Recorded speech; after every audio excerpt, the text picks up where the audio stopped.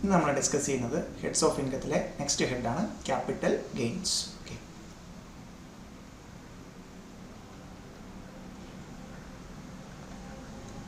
So ഇതിനകത്ത് നമ്മൾ cover ചെയ്യുന്ന സെക്ഷൻസ്, സോ ഒന്ന് രണ്ട് ഡെഫിനിഷൻസ് കവർ ചെയ്യുന്നുണ്ട്. Section 2 subsection 14, section 2 subsection 47, section 2 subsection 42A and section 2 subsection 42B, then section 2 subsection 29A, section 2 subsection 29B, then ഈ ചാപ്റ്ററിൽ cover ചെയ്യുന്നത് സെക്ഷൻ 45 subsection 1 തൊട്ട് സെക്ഷൻ 55A വരെയാണ്. ദെൻ എക്സംഷനകത്ത് 10 സബ്സെക്ഷനകത്ത് 10 subsection 33, then section 10 subsection 37, then taxability എന്ന് പറയുന്ന taxability, അത് ക്യാപിറ്റൽ ഗെയിൻ കമ്പ്യൂട്ട് ചെയ്തിട്ട് ഇനി ടാക്സബിലിറ്റി വരുന്ന സെക്ഷൻസ് വരുന്നത് section 111, section 111A, section 112, section 112A. Okay, so ഇത്രയാണ് നമ്മൾ ഡിസ്കസ് ചെയ്യാൻ പോകുന്ന ഏരിയ. നമുക്ക് സ്റ്റാർട്ട് ചെയ്യുന്നതിനകത്ത് സെക്ഷൻ 46 ക്യാപിറ്റലായും സെക്ഷൻ 54 ആണ് നമുക്ക് നമ്മുടെ പ്രീവിയസ് ഇയർ അമെൻമെൻ്റ് ആയിട്ട് വരുന്നത്.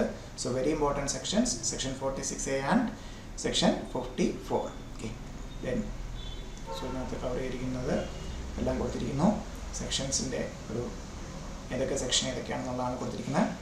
Okay, first chargeability section, section 45 subsection 1. Okay, so capital ഗെയിൻ്റെ ചാർജബിലിറ്റി സെക്ഷനാണ്. Any profit or gain from. Okay, so നമുക്ക് ഒരു ക്യാപിറ്റൽ ഗെയിൻ ടാക്സേഷൻ അട്രാക്ട് ചെയ്യുന്ന എപ്പോഴാണ്? ഒരു ക്യാപിറ്റൽ അസറ്റ് എന്ത് ചെയ്യണം? ട്രാൻസ്ഫർ ചെയ്യണം. ക്യാപിറ്റൽ അസറ്റ് ട്രാൻസ്ഫർ ചെയ്തുണ്ടാകുന്ന പ്രോഫിറ്റ് അല്ലെങ്കിൽ ഗെയിൻ. ഓക്കെ, സംടൈംസ് നമുക്ക് ഇൻകം ടാക്സ് ആക്ടിൽ സംടൈംസ് നമ്മളിങ്ങനെ ട്രാൻസ്ഫർ ചെയ്ത് ലോസ് ആണ് ഉണ്ടാകുന്നതെങ്കിൽ ഇൻകം ടാക്സ് പ്രൊവിഷൻസ് പ്രകാരം പ്രോഫിറ്റ് അല്ലെങ്കിൽ gain includes loss also. Okay, so gain ആണെങ്കിൽ ക്യാപിറ്റൽ ഗെയിൻ, ലോസ് ആണെങ്കിൽ capital loss. Okay, then so capital asset transfer ചെയ്തുണ്ടാകുന്ന പ്രോഫിറ്റ് അല്ലെങ്കിൽ ഗെയിൻ ആണ് നമ്മൾ എന്ത് ചെയ്യുന്നത്? സെക്ഷൻ 45 സബ്സെക്ഷൻ 1 പ്രകാരം ക്യാപിറ്റൽ ഗെയിൻ ആയിട്ട് ടാക്സ് ചെയ്യുന്നത് in the previous year in which transfer took place. Okay, so transfer ഏത് പ്രീവിയസ് ഇയറിലാണോ നടന്നത് ആ പ്രീവിയസ് ഇയറിന് കറസ്പോണ്ടിങ് ആയിട്ടുള്ള അസസ്മെന്റ് ഇയറിൽ നമ്മൾ എന്ത് ചെയ്യും? ക്യാപിറ്റൽ ഗെയിൻ ടാക്സ് ചെയ്യും. That means any profit or gain from transfer of a capital asset shall be chargeable under the head capital gain in the previous year in which transfer took place. Okay, so ഇവിടെ രണ്ട് കാര്യങ്ങൾ പറഞ്ഞിരിക്കുന്നു. Capital asset transfer. Okay, so നമുക്ക് നോക്കാം എന്താണ് capital asset, എന്താണ് transfer. Okay, section 45 subsection 1 പറയുന്ന capital asset എന്താണ്, ട്രാൻസ്ഫർ എന്താണ് നോക്കാം. Okay, so first one 2 subsection 14 ആണെന്ന് പറയുന്നത് definition of capital asset. So capital asset means property of any kind held by assessee whether or not connected with business or profession. So securities, second one, securities held by any foreign institutional investors which has invested such securities as per SEBI guidelines. Okay, so securities held by FII, then property of any kind whether held by assessee whether or not connected with business or not. Okay, so നമുക്ക് നോക്കാം. First scenario എടുക്കുകയാണെങ്കിൽ property of any kind. Okay, so നമുക്കത് എന്തൊക്കെയാകാം? Property of any kind immovable ആകാം,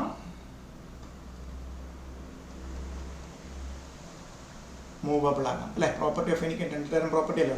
so immovable property ഒരു സെനറിയോ, അതെന്താണ്? ബിസിനസ്സിന് use ചെയ്തതാകാം. ഇത് രണ്ടും എന്താണ്? ബിസിനസ്സിന് യൂസ് ചെയ്തതാകാം, ബിസിനസ്സിന് യൂസ് ചെയ്ത business. Okay, whether or not connected with business or not. Okay, then immovable property നമുക്കറിയാം എന്തൊക്കെയാണ് പറയുന്നത്? ലാൻഡ്, ബിൽഡിംഗ് ഓർ ബോത്ത് അല്ലേ? സോ രണ്ടും കൂടെ ഉള്ളത് വരാം. ദെൻ മൂവബിൾ പ്രോപ്പർട്ടിക്ക് നമ്മൾ എടുക്കുകയാണെങ്കിൽ എന്ത് വരാം,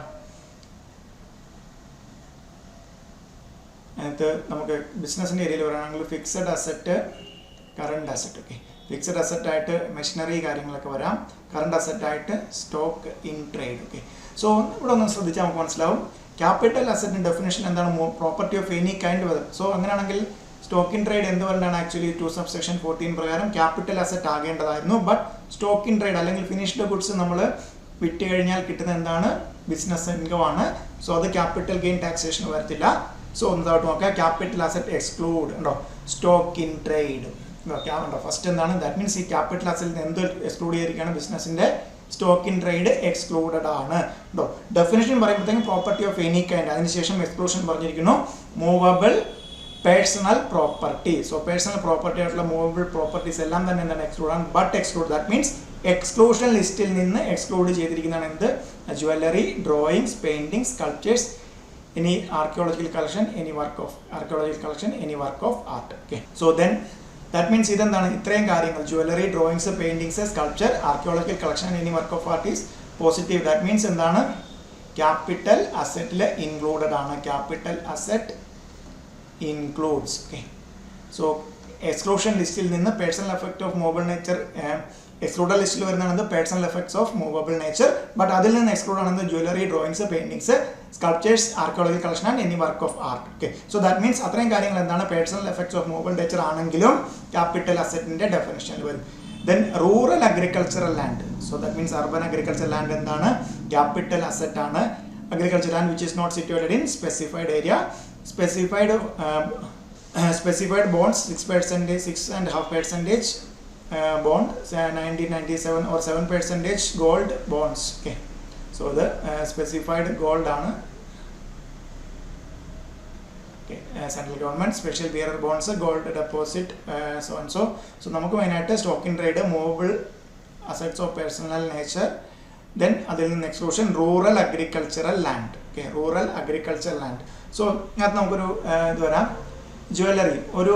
ഞാനൊരു ബിസിനസ് നടത്താണ്, എൻ്റെ ബിസിനസ് ജ്വല്ലറിയാണ്. സോ അതിൻ്റെ അങ്ങനെ ജ്വല്ലേഴ്സ് വരികയാണെങ്കിൽ എന്താണ്, അത് പേഴ്സണൽ ഓഫ് മൂവബിൾ നേച്ചർ അല്ല, ആ ജ്വല്ലറി എന്തിൽ വരും, സ്റ്റോക്ക് ഇൻ ട്രേഡിൽ വരും. അങ്ങനെ അത് എക്സ്ക്ലൂഡ് ചെയ്യും. ഓക്കെ, ദെൻ എൻ്റെ പേഴ്സണൽ എഫക്ട്സ് ആയിട്ടുള്ള ജ്വല്ലറി അല്ലെങ്കിൽ ഏത് രീതിയിൽ പ്രഷ്യസ് സ്റ്റോൺസ് യൂസ് ചെയ്ത് ഞാൻ ഏത് രീതിയിൽ മോൾഡ് ചെയ്താലും അതെന്തിനകത്ത് വരും, ക്യാപിറ്റൽ അസറ്റ് 2 subsection 14 വരും. Then specified area or urban area. Okay, so rural ഏരിയയിൽ സിറ്റുവേറ്റ് ചെയ്യുന്ന അഗ്രികൾച്ചർ ലാൻഡ് ആണ് എന്ത് ചെയ്യുന്നത്, എക്സ്ക്ലൂഡ് ചെയ്തിരിക്കുന്നത്. ദാറ്റ് മീൻസ് അർബൻ ഏരിയയിലുള്ള ലാൻഡ് അഗ്രികൾച്ചർ പർപ്പസിന് യൂസ് ചെയ്താലും എന്താണ്, ക്യാപിറ്റൽ അസറ്റ് ആണ്. So area within the jurisdiction of a municipality or cantonment board having population not less than 10,000. The following area within the distance measured aerially. So shortest aerial distance from local municipal limits of cantonment board, population according to latest census. Okay, so ഇതാണ് municipality, ഇതാണ് ഇതിൻ്റെ municipal shortest air distance from the local limit. Okay, മുനിസിപ്പാലിറ്റിയുടെ local limits ഇവിടം വരെയാണ് വരുന്നതെന്ന് വെച്ചാൽ ഇവിടം വരെ എന്താണ്, ഇതാണ്. അതിനുശേഷം നമ്മുടെ ഇത് 10,000, not less than 10,000. Okay, not less than 10,000 ആണ് വരുന്നത്. ദെൻ സെക്കൻഡ് വേറൊരു സെനാരിയോ എന്താണ്, അപ് ടു 2 kilometers, ഇവിടുന്ന് 2 kilometers വരെ എന്താണ്, സ്പെസിഫൈഡ് ഏരിയ ആവും. എന്താണ്, പോപ്പുലേഷൻ അപ് ടു 1 lakh, അല്ലെ, greater than 10,000 up to 1 lakh. Okay, then എന്താണ്, 6 kilometers വരെ ആക്കും. 6 kilometers ഇവിടുന്ന് 6 kilometers വരെ ആകാം വെൻ പോപ്പുലേഷൻ 1 lakhന് കൂടുതലാണ്, up to 10 lakh. Okay, then up to ഇവിടുന്ന് 8 kilometers വരെ ആകാം. ഏരിയൽ ഷോർട്ടസ്റ്റ് ഏരിയൽ ഡിസ്റ്റൻസ് ആണ് ഈ പറയുന്നത്.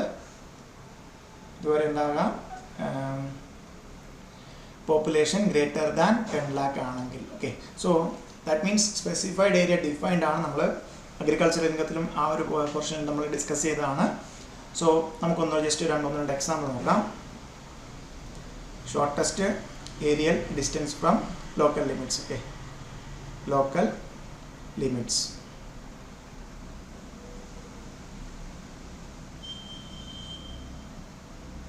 population. ഇത്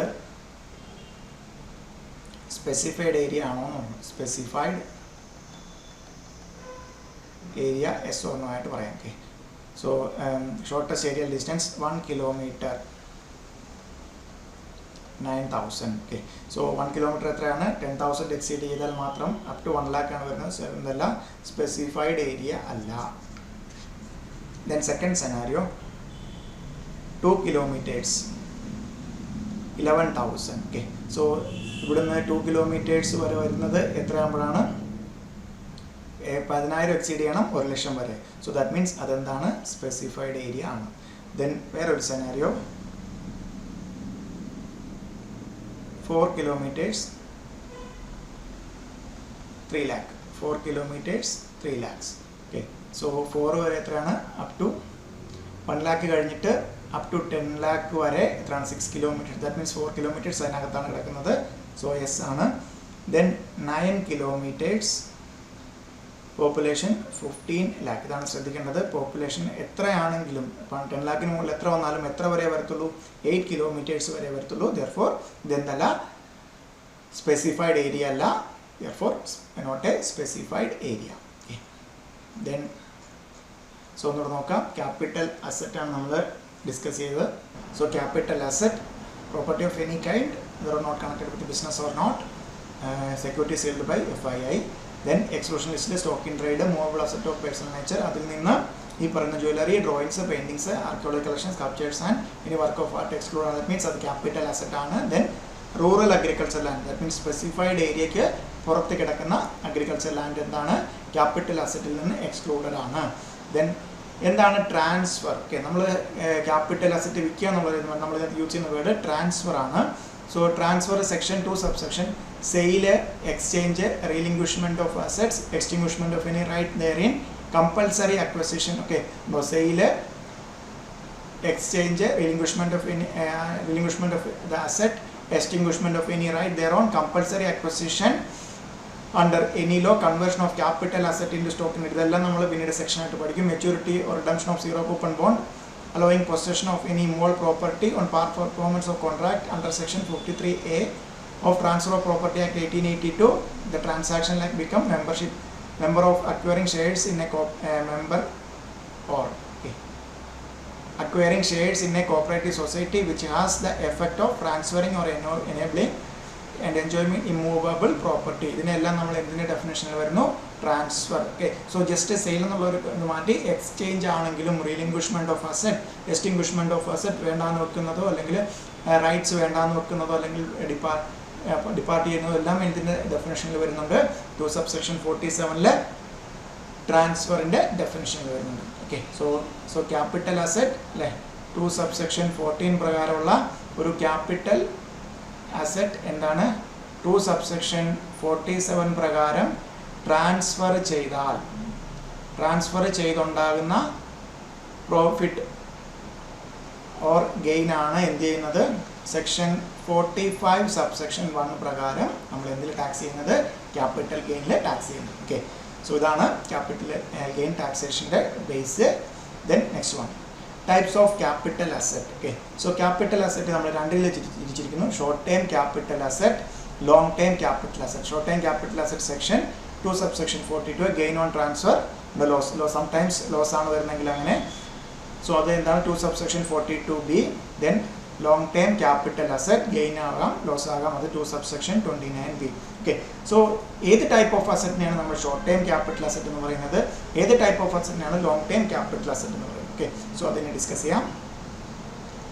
section 42 capital A, short time capital asset. Okay, so നമ്മുടെ holding period, okay, period of holding വെച്ചിട്ടാണ് section 2 subsection 42 capital A.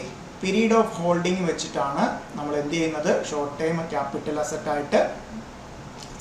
Long time capital asset definition ആണ് capital asset which is not a short time capital asset. So first നമ്മൾ എന്താണ് short time capital asset ആണ് നോക്കും. Period എത്ര കാലം കയ്യിൽ hold ചെയ്തു, ആ ഒരു അസസ് ഈ പർട്ടിക്കുലർ ട്രാൻസ്ഫർ ചെയ്യുന്നതിന് മുമ്പ് എത്ര കാലം ഹോൾഡ് ചെയ്തു. സോ പീരീഡ് നോർമൽ സെനാരിയോയിൽ പീരീഡ് ഓഫ് ഹോൾഡിംഗ് മീൻസ് എന്നാണോ capital asset, period of holding means period which the capital asset held by assessee immediately preceding the date of transfer. എന്നാണോ അത് കിട്ടിയത് അത് മുതൽ ട്രാൻസ്ഫർ ചെയ്യുന്നത് എന്നാണോ അതിന് തൊട്ട് മുമ്പുള്ള ഡേറ്റ് വരെയുള്ള ഹോൾഡിംഗ് പീരീഡിനാണ് എന്ത് പറയുന്നത് normally period of holding. Okay, so ഇവിടെ ശ്രദ്ധിക്കാം, നമുക്ക് 3 രീതിയിലാണുള്ളത്. 12 മാസം വരെ ഹെൽഡ് ചെയ്യുന്നത്, 24 മാസം വരെ ഹെൽഡ് ചെയ്യുന്നത്, 36 മാസം വരെ. ഓക്കെ, സോ ഇതിനകത്ത് 24 ലാസ്റ്റ് ഇയറിൽ നമുക്ക് അമെൻമെൻറ്റ് വന്നതാണ്. അതുകൊണ്ട് നമ്മുടെ പ്രീവിയസ് ഇയറിലല്ല, അതിന് തൊട്ട് മുമ്പുള്ള ഇയറിലാണ്. ബട്ട് ഇവിടുന്ന് നമുക്ക് പീരീഡ് ഓഫ് ഹോൾഡിങ്ങിൻ്റെ ഒരു ക്യാപിറ്റൽ അസറ്റ്, നമ്മളൊരു ക്യാപിറ്റൽ ഗെയിൻ കമ്പ്യൂട്ട് ചെയ്യുമ്പോഴത്തേക്കും അത് ഷോർട്ട് ടൈം ക്യാപിറ്റൽ ഗെയിൻ ആണോ ലോങ് ടൈം ക്യാപിറ്റൽ ഗെയിൻ ആണോ എന്ന് ഡിസ്റ്റിങ്വിഷ് ചെയ്ത് എഴുതണം. മസ്റ്റാണ് അത്. ജസ്റ്റ് വേഗമായിട്ട് ക്യാപിറ്റൽ ഗെയിൻ എന്ന് എഴുതുന്നതിനല്ല മാർക്ക് കിട്ടുന്നത്. സോ നമുക്ക് ഈ ഒരു 2 സബ്സെക്ഷൻ 42 നല്ല ക്ലിയർ ആയിട്ട് അറിഞ്ഞിരിക്കണം.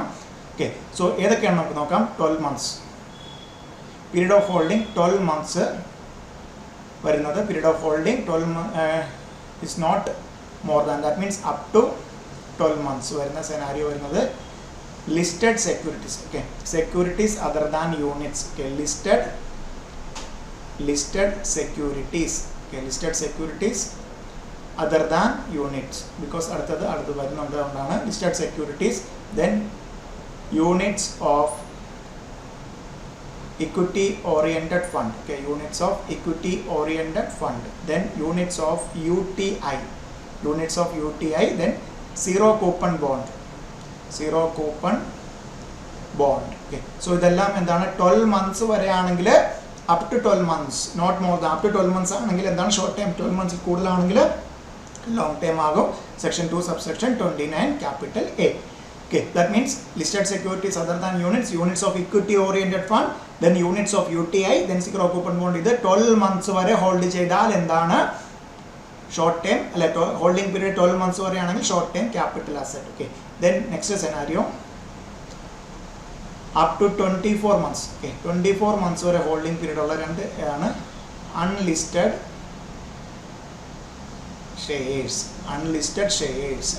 Shares, then land or building or both. Okay, so land or building or both, then 36 months വരുന്നത്. 36 മന്ത്സ് വരുന്ന സെനാരിയോ, 36 മന്ത്സ് വരുന്നത് അപ് ടു 36 മന്ത്. സോ നമ്മൾ ഓൾറെഡി എന്താണ് units of equity oriented fund ഇവിടെ പറഞ്ഞു. ദെൻ therefore ഇവിടെ എന്ത് വരും, യൂണിറ്റ്സ് ഓഫ് ഡെപ്റ്റ് oriented fund. Okay, units of ഡെപ്റ്റ് oriented fund. Okay, then unlisted securities. Listed securities എല്ലാം ഇവിടെ പറഞ്ഞു. ഇവിടെ അൺലിസ്റ്റഡ് ഷെയർസ് മാത്രം. Unlisted securities other than shares, unlisted securities other than shares. Okay, then last one other capital assets. ബാക്കിയുള്ള എല്ലാ capital അസറ്റും എവിടെയാണ് വരുന്നത്, 36 മന്ത്സിന് മുകളിൽ ഹെൽഡ് ചെയ്താൽ. സോ ദാറ്റ് മീൻസ് 12 മന്ത്സ് വരെ, അതായത് 12 മന്ത്സിൽ കൂടുതലാണെങ്കിൽ ലോങ് ടൈം ക്യാപിറ്റൽ അസറ്റ് ആകുന്ന അസറ്റ്സ് ഏതൊക്കെയാണ്, listed securities other than units, then units of equity oriented fund, then units of UTI, then zero coupon bond. Okay, 24 months വരുന്ന രണ്ട് കാര്യങ്ങളാണ് ഇത്. അൺലിസ്റ്റഡ് സെക്യൂരിറ്റി അല്ല unlisted shares, land or building or both. Then 36 months വരുന്നത് units of debt oriented fund, then units of unlisted securities other than shares, then last one other capital assets. Okay, so ഇതാണ് short time capital asset. Short time capital asset അല്ല means എന്താണ്, ഈ പറയുന്ന പീരീഡിനെക്കാട്ടിലും. So ആദ്യത്തെ 4 assets ആണ് capital asset ആണെങ്കിൽ 12 മന്ത്സും ഒരു ദിവസം ആയാലും എന്താവും, അതൊരു long time capital asset. Second ഈ പറഞ്ഞ രണ്ട് കേസിൽ 24 മന്ത്സും ഒരു ദിവസം ആയാലും എന്ത് സംഭവിക്കും, അത് ലോങ് ടൈം ക്യാപിറ്റൽ അസറ്റ്. ഇത് 36 മന്ത്സ് ഒരു ദിവസം ആയാലും എന്ത് സംഭവിക്കും, അത് ലോങ് ടൈം ക്യാപിറ്റൽ അസറ്റ് ആകും. Okay, then next one. So ഇതൊരു ഡിറ്റർമിനേഷൻ ഓഫ് കുറച്ച് കാര്യങ്ങൾ പറയുന്നതാണ്. കമ്പനി ഹെൽഡ് ബൈ ലിക്വിഡേഷൻ ആണെങ്കിൽ പീരീഡ് സബ്സീക്വൻറ്റ് ടു ആ ലിക്വിഡേഷൻ കഴിഞ്ഞുള്ള കൂട്ടില്ല എന്ന് പറയുന്ന. ഓക്കെ, അപ് ടു അതൊരു അതായത് നമുക്ക് എപ്പോഴും പറഞ്ഞു കഴിഞ്ഞു ഇവിടെ എന്താണ് ട്രാൻസ്ഫർ എപ്പോഴാണ് സംഭവിക്കുന്നത്, ട്രാൻസ്ഫറിന് പ്രിസീഡിങ് ഡേറ്റ് വരെയാണ് നമ്മൾ എടുക്കുന്നത്. ദെൻ അതിനുശേഷമുള്ള ആ ദിവസങ്ങളിലൊന്നും എടുക്കില്ല എന്ന് പറയുന്ന സെനാരിയോസാണ് ഇവിടെ വരുന്നത്. ഓക്കെ, ജസ്റ്റ് ഒരു തിയറി ഏരിയ ആണ്. ദെൻ നമുക്ക് then transactions not regarded as transfer. Okay, any distribution of capital asset on total or partial partition of HUF ന്റെ പാർട്ടീഷൻ്റെ സമയത്ത് ക്യാപിറ്റൽ അസറ്റ് ഡിസ്ട്രിബ്യൂട്ട് ചെയ്യുന്നത്. Any transfer of capital asset under gift or will or revocable trust. Okay, gift will എന്നത് transfer ആകില്ല. Any transfer of capital asset by holding company to its 100% subsidiary Indian company or by a subsidiary company തിരിച്ചു പോകാം, അതും transfer ആയിട്ട് കൂട്ടില്ല. then transfer capital asset 2 subsection 47 പ്രകാരമുള്ള transfer ആയിട്ട് കൂട്ടില്ല. Any transfer or issue of shares by a resulting company in a scheme of demerger to shareholders of the demerged company, അത് transfer ആയിട്ട് കൂട്ടില്ല. Any transfer by a shareholder in scheme of amalgamation of shares held by him in amalgamating company. Okay. So any transfer by individual sovereign gold bond issued by RBI by way of redemption, അതും എന്തായിട്ട് കൂട്ടില്ല, transfer ആയിട്ട് കൂട്ടില്ല. Any transfer by way of conversion of bond, debentures, debenture stock, deposit certificate of a company into shares of debentures of that company. Okay, അതേ കമ്പനിയുടെ തന്നെ ആക്കുകയാണെന്നുണ്ടെങ്കിൽ എന്താണ്, transfer ആകില്ല. Then any transfer by way of conversion of preference shares into company into equity shares of that company. So ആ കമ്പനിയുടെ preference shares എന്താക്കി മാറ്റുന്നു, equity shares ആക്കി മാറ്റിയാൽ അത് ട്രാൻസ്ഫറിൻ്റെ ഡെഫിനേഷനിൽ വരില്ല. Transfer of A capital asset into A transaction of a reverse mortgage under a scheme made and notified by central government. Okay, reverse mortgage transfer നടത്തിയാൽ നമുക്ക് എന്തിനകത്ത് വരത്തില്ല, transaction which will not be treated as transfer. Okay, then computation. So section 48 ആണ് നമ്മൾ എന്ത് പറയുന്നത്, computation of capital gains. Computation of capital gains. Okay, so നമ്മൾ first short time capital gain. So നമുക്ക് എപ്പോഴും അറിയാം, നമുക്കൊരു ക്യാപിറ്റൽ അസറ്റ് ഉണ്ട്, ക്യാപിറ്റൽ അസറ്റ് ഉണ്ട്. സോ അത് നമ്മൾ ഇപ്പം നമുക്ക് നോർമൽ സെയിൽ, ഇപ്പം ട്രാൻസ്ഫർ ഇൻക്ലൂഡ് സെയിൽ ഓൾസോ വിൽക്കുകയാണ്. ഓക്കെ, സോ ഇതിൽ നിന്നുള്ള ഇൻകം നമ്മൾ, അല്ലെങ്കിൽ ഇൻകം എങ്ങനെ കണ്ടുപിടിക്കുന്നത്, സെയിൽ പ്രൈസ് അല്ലേ. സെയിൽ പ്രൈസ് നമുക്ക് എന്ത് പറയാം, സെയിൽ കൺസിഡറേഷൻ ലെസ്, അതിനെ ഫുൾ സെയിൽ കൺസിഡറേഷൻ ആണ് full value less expenses on transfer. So നമ്മൾ ബ്രോക്കറൊക്കെ ഉണ്ടെങ്കിൽ ബ്രോക്കറേജ്, നമ്മൾ സ്ഥലം വിൽക്കുകയാണെങ്കിൽ ബ്രോക്കറേജ് കൊടുക്കില്ലേ, അത് കുറച്ച് കഴിഞ്ഞാൽ കിട്ടുന്നതാണ് net sale consideration. Net sale consideration ഇതിൽ നിന്ന് എന്ത് ചെയ്യുന്നു, കോസ്റ്റ് ഓഫ് അക്വസിഷൻ, എന്ത് വിലയ്ക്കാണ് നമ്മൾ വാങ്ങിച്ചത് അത് കുറയ്ക്കുന്നു. ദെൻ കോസ്റ്റ് ഓഫ് ഇംപ്രൂവ്മെൻറ്റ്, അതായത് നമ്മളൊരു സ്ഥലമൊക്കെ ആണെങ്കിൽ അവിടെ വെള്ളം കെട്ടുണ്ടായിരുന്നു, നമ്മൾ വാങ്ങിച്ചിട്ട് പിന്നീട് അതിനകത്തേക്ക് മണ്ണടിച്ചോ അല്ലെങ്കിൽ ചുറ്റുമതിലൊക്കെ കെട്ടുവാണെങ്കിൽ അതിൻ്റെ എല്ലാം കോസ്റ്റ് ഓഫ് ഇംപ്രൂവ്മെൻറ്റിലാണ് വരുന്നത്. അത് നമുക്ക് ചിലവായതെല്ലാം കുറച്ചു, നമുക്ക് കിട്ടിയതിൽ നിന്ന്, അതായത് നമുക്ക് കിട്ടിയത് അതിൽ നിന്ന് നമ്മൾ ബ്രോക്കർക്ക് കൊടുത്തത് കുറച്ച് കഴിയുമ്പോൾ അതാണ് നമ്മുടെ നെറ്റ് സെയിൽ കൺസിഡറേഷൻ. ദെൻ അതിൽ നിന്ന് എന്താണ്, കോസ്റ്റ് ഓഫ് അക്വിസിഷനും കോസ്റ്റ് ഓഫ് ഇംപ്രൂവ്മെൻറ്റ് ഉണ്ടെങ്കിൽ അതും കുറച്ചു. Then short time capital gain before exemption. Okay, so നമ്മൾ പിന്നീട് ഡിസ്കസ് ചെയ്യും. ഷോർട്ട് ടൈം ക്യാപിറ്റൽ ഗെയിനിൽ നിന്ന് മാത്രം കുറയ്ക്കാവുന്ന എക്സംഷൻസ് വരുന്നത് 54B, 54D, 54G, 54GA. Okay, short time capital gain അത് കുറച്ച് കഴിഞ്ഞാൽ കിട്ടുന്നതാണ് എന്ത്, short time capital gains. Short time capital gain. Okay, so that means എനിക്ക് എന്ത് വിറ്റപ്പോൾ എന്ത് കിട്ടി, അല്ലെങ്കിൽ ട്രാൻസ്ഫർ സെയിൽ എന്നുള്ള വേർഡ് നമ്മൾ യൂസ് ചെയ്യാനുള്ള കഴിയുന്നതും നമ്മൾ എന്താണ്, ക്യാപിറ്റൽ അസറ്റ് ട്രാൻസ്ഫർ ചെയ്തപ്പോൾ എന്ത് കിട്ടി, അതിൽ നിന്ന് ബ്രോക്കർക്ക് ആ ഒരു സെയിൽ, ആ ഒരു ഇൻകം, ആ ഒരു കൺസിഡറേഷൻ കിട്ടാൻ വേണ്ടി എന്ത് ചിലവ് എനിക്ക് വന്നു, അത് കുറച്ചിട്ട്, സോ ബ്രോക്കറേജ് കുറച്ചിട്ട് നെറ്റ് സെയിൽ കൺസിഡറേഷനിൽ നിന്ന് ഞാനത് വാങ്ങിച്ചത് എന്ത് വിലക്കാണ് അതല്ലേ, അതല്ലേ നമുക്ക് അങ്ങനെ ഇൻകം കണ്ടുപിടിക്കുന്നു. വിറ്റതിൽ നിന്ന് വാങ്ങിച്ചത് കുറയ്ക്കുന്നു, അങ്ങനെ നമ്മൾ എന്ത് കണ്ടുപിടിക്കുന്നു, short time capital gain. Okay, then computation of long time capital gain, very important. Okay, ഇവിടെ ഇത് നമ്മൾ നേരത്തെ, അതായത് എന്താണ് 2 subsection 42 നമ്മൾ ആ ഒരു പീരീഡ് ഓഫ് ഹോൾഡിംഗ് വെച്ചിട്ട് ഷോർട്ട് ടൈം അല്ല ലോങ് ടൈം ക്യാപിറ്റൽ അസറ്റ് ആണെന്ന് കണ്ടുപിടിച്ചു. ഇത് ട്രാൻസ്ഫർ നടത്തുമ്പോൾ നമുക്ക് എന്താവും, ലോങ് ടൈം ക്യാപിറ്റൽ ഗെയിൻ ഉണ്ടാകും. സോ ഇവിടെയും എന്താണ്, സെയിൽ കൺസിഡറേഷൻ, അതിൽ നിന്ന് എക്സ്പെൻസസ് കുറച്ച് കഴിഞ്ഞാൽ എന്ത് കിട്ടും, net sale consideration. Net sale consideration, so അതിൽ നിന്നാണ് ഇനിയാണ് ശ്രദ്ധിക്കേണ്ടത് ലെസ്. ഇവിടെ നമുക്ക് ലോങ് ടൈം ആണെങ്കിൽ നമുക്കൊരു ബെനിഫിറ്റ് ഉണ്ട്, അതായത് 2000 അല്ലെങ്കിൽ 2005 ഞാൻ 1 ലക്ഷം രൂപയ്ക്ക് മേടിച്ച സാധനം 2019 5 ലക്ഷം രൂപ കിട്ടുകയാണെങ്കിൽ 5 ലക്ഷം മൈനസ് 1 ലക്ഷം 4 ലക്ഷം നമ്മുടെ ലോങ് ടൈം ക്യാപിറ്റൽ ഗെയിൻ ആകില്ല. പകരം എന്ത് ചെയ്യും, നമുക്കൊരു ഇൻഡെക്സേഷൻ ബെനിഫിറ്റ് അല്ലെ, കോസ്റ്റ് ഇൻഫ്ലേഷൻ ഇൻഡെക്സ് യൂസ് ചെയ്ത് അതിൻ്റെ ഒരു ഇക്വലൻ്റ് വാല്യൂ കണ്ടുപിടിച്ചിട്ടായിരിക്കും നമ്മൾ എന്ത് ചെയ്യുന്നത്, കുറച്ചിട്ട് നമ്മൾ മിച്ചമായിരിക്കും നമ്മൾ എന്ത് ചെയ്യുന്നത്, long time capital gain. So sale consideration indexed cost of acquisition അല്ലേ. സോ ഷോർട്ട് ടൈം ആണെങ്കിൽ എന്താണ്, ഇൻഡെക്സേഷൻ ഇല്ല, കോസ്റ്റ് ഓഫ് അക്വസിഷനും, then indexed cost of improvement, then long time capital gain before exemption. ഇതെല്ലാം തന്നെ കിട്ടും. 54B, 54B, D, EC, EE, F, G, GA, GB എല്ലാം തന്നെ ലോങ് ടൈം ക്യാപിറ്റൽ ഗെയിനിൽ നിന്ന് നമുക്ക് കുറയ്ക്കാം. ഷോർട്ട് ടൈം ക്യാപിറ്റൽ ഗെയിനിലായിരുന്നെങ്കിൽ എന്താണ്, 3 കാര്യങ്ങൾ മാത്രമായിരുന്നു, 4 കാര്യങ്ങൾ മാത്രം, 54B, D, G and GA. Okay, then എന്താണ് indexed cost of acquisition. Okay, indexed cost of acquisition കണ്ടുപിടിക്കുന്നത് cost of acquisition into cost inflation index for the year of transfer.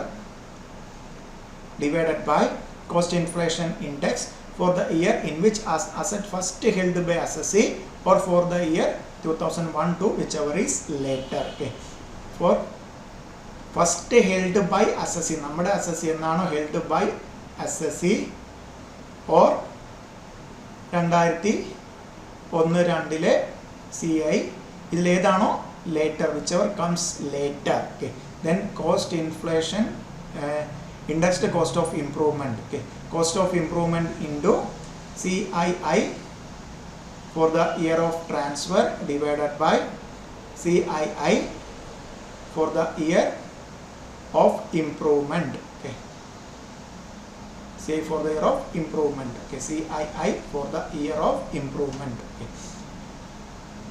so ഇതാണ് എപ്പോഴും ശ്രദ്ധിക്കേണ്ടത്. First held by assessee cost inflation index എന്ന് വിളിക്കുമ്പോഴത്തേക്കും CI for their first held by assessee or 2001 ഏതാണോ later ആയിട്ട് വരുന്നത്. Okay, so cost of asset acquired before 1/4/2001, cost of acquisition will be actual cost of acquisition or fair market value as on 1/4/2001 whichever is higher.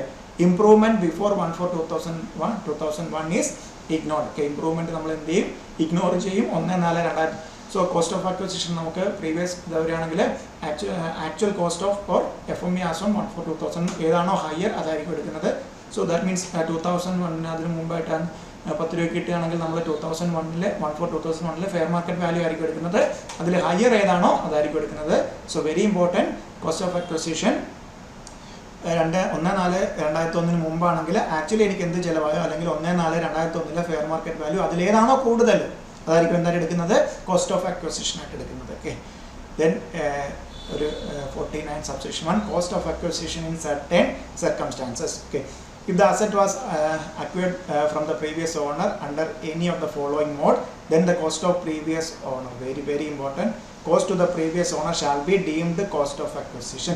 So ഇങ്ങനെ കിട്ടുന്നതാണെങ്കിൽ so എന്തായിരിക്കും, cost to previous owner. Okay, gift അല്ലെങ്കിൽ will കിട്ടുകയാണെങ്കിൽ എന്താണ്, ശരിക്കും നമുക്ക് free ആയിട്ടാണ് കിട്ടുന്നത്. ബട്ട് നമ്മൾ എന്ത് ചെയ്യും, cost to previous owner by succession inheritance devolution on the total or partition of HF under a transfer, revocable loan or irrevocable trust.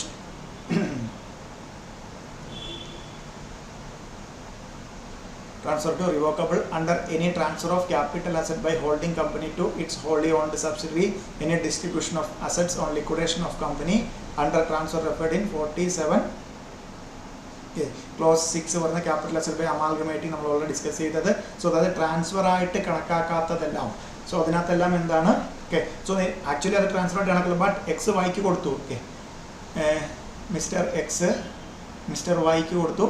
ഇതിപ്പോൾ ഇവിടെ ഗിഫ്റ്റ് കൊടുത്തു. ദാറ്റ് മീൻസ് ഇവിടെ എന്താണ്, ഫ്രീ ആയിട്ടാണ് കൊടുത്തിരിക്കുന്നത്.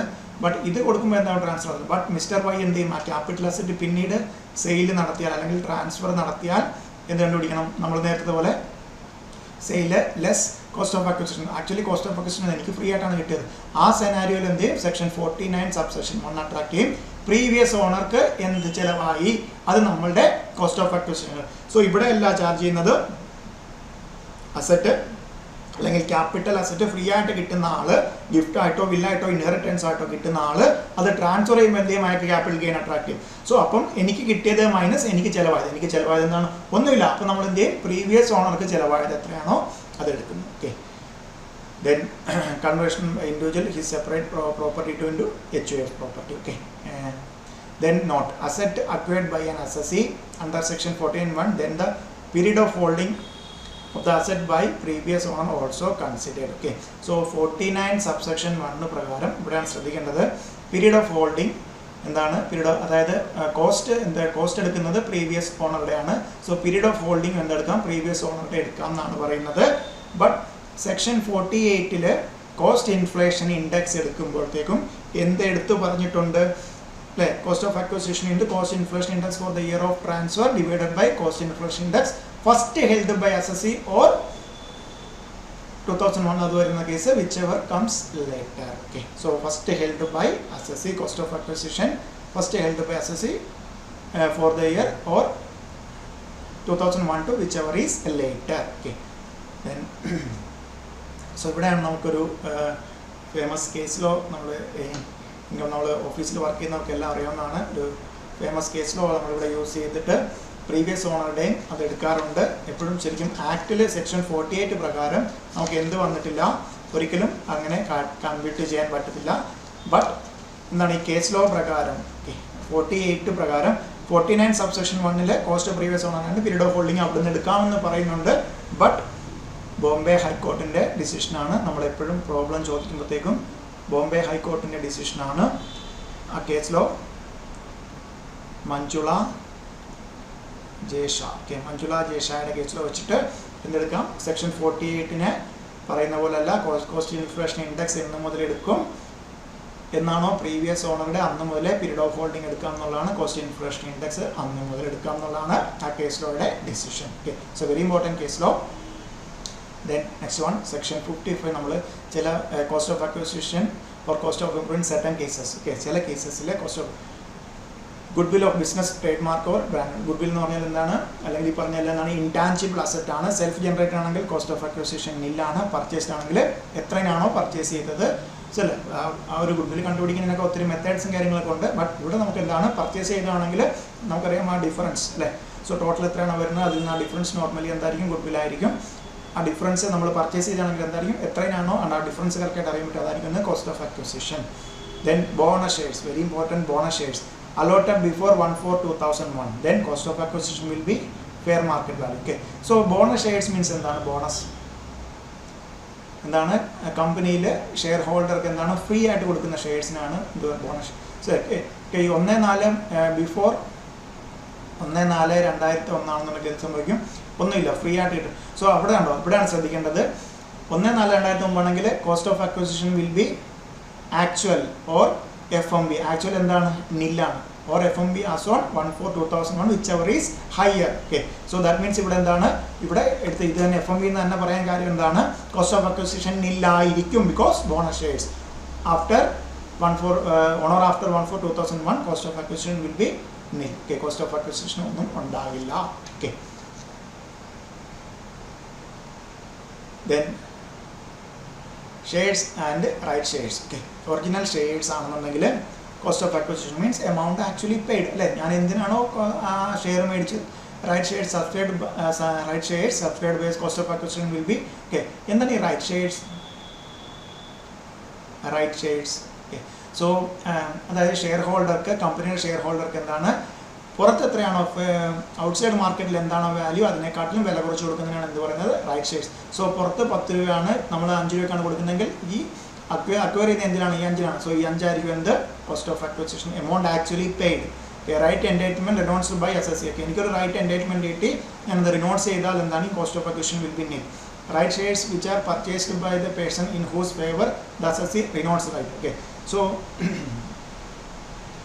SSC എന്ത് ചെയ്തു, SSCക്ക് ഇപ്പം മിസ്റ്റർ എക്സ് ഷെയർ ഹോൾഡർ ആയിരിക്കും, അവർക്കൊരു റൈറ്റ് കിട്ടി.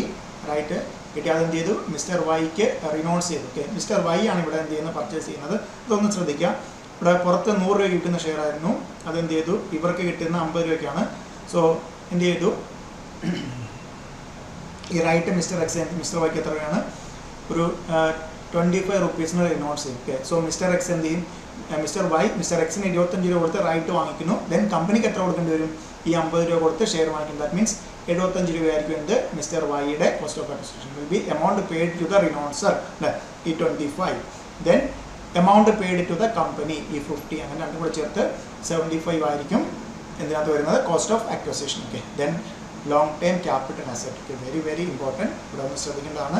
Long time capital asset being equity shares in A company on which security transaction tax paid both at the time of purchase and transfer, or units of equity oriented fund, units of business trust on which STT paid at the time of transfer. Okay, shares ആണെങ്കിൽ STT both at the time of purchase and transfer. Units of equity oriented fund, units of business trust ആണെങ്കിൽ STT security transaction tax paid at the time of transfer, acquired before 1/2/2018. Okay, February 1st 2018 before ആണെങ്കിൽ cost of acquisition shall be higher of. Okay, so very important. നമുക്കൊരു problem ഒക്കെ എക്സാമിന് വരാവുന്നതാണ്. ഒരു different ആയിട്ടുള്ള ഒരു area ഇതാണ്. ബാക്കിയെല്ലാം നമുക്ക് കോമൺ സെൻസിൽ കോസ്റ്റ് ഓഫ് അക്വിസിഷൻ കിട്ടുന്നതാണ്. Cost of acquisition of such asset lower. Okay, cost of acquisition of such asset and lower of fair market value of such asset and full value consideration received on transfer of the capital asset. Okay. ഇതിൽ രണ്ടിലെ lower plus cost of acquisition of such asset അതിൽ higher. Okay. So very important, cost of acquisition of such asset or lower of the full fair market value of such asset or full value of consideration received on transfer of capital asset. So very important. Then any other capital asset. Okay. Capital asset become property of the asset before 1/4 cost of acquisition will be actual cost of acquisition or FMB അതിന് മുമ്പാണെങ്കിൽ 1/4/2001 മുമ്പാണെങ്കിൽ cost of acquisition or FMB whichever is higher. Then second scenario ആണെങ്കിൽ capital asset become the property of the assessee by way of distribution or total. അതെല്ലാ കേസിലും എന്താണ് cost of previous on. Already നമ്മൾ 49 subsection 47 section 47 plus section 49 subsection 1 ലൂടെ പറഞ്ഞു കഴിഞ്ഞു. Capital asset become the property of previous owner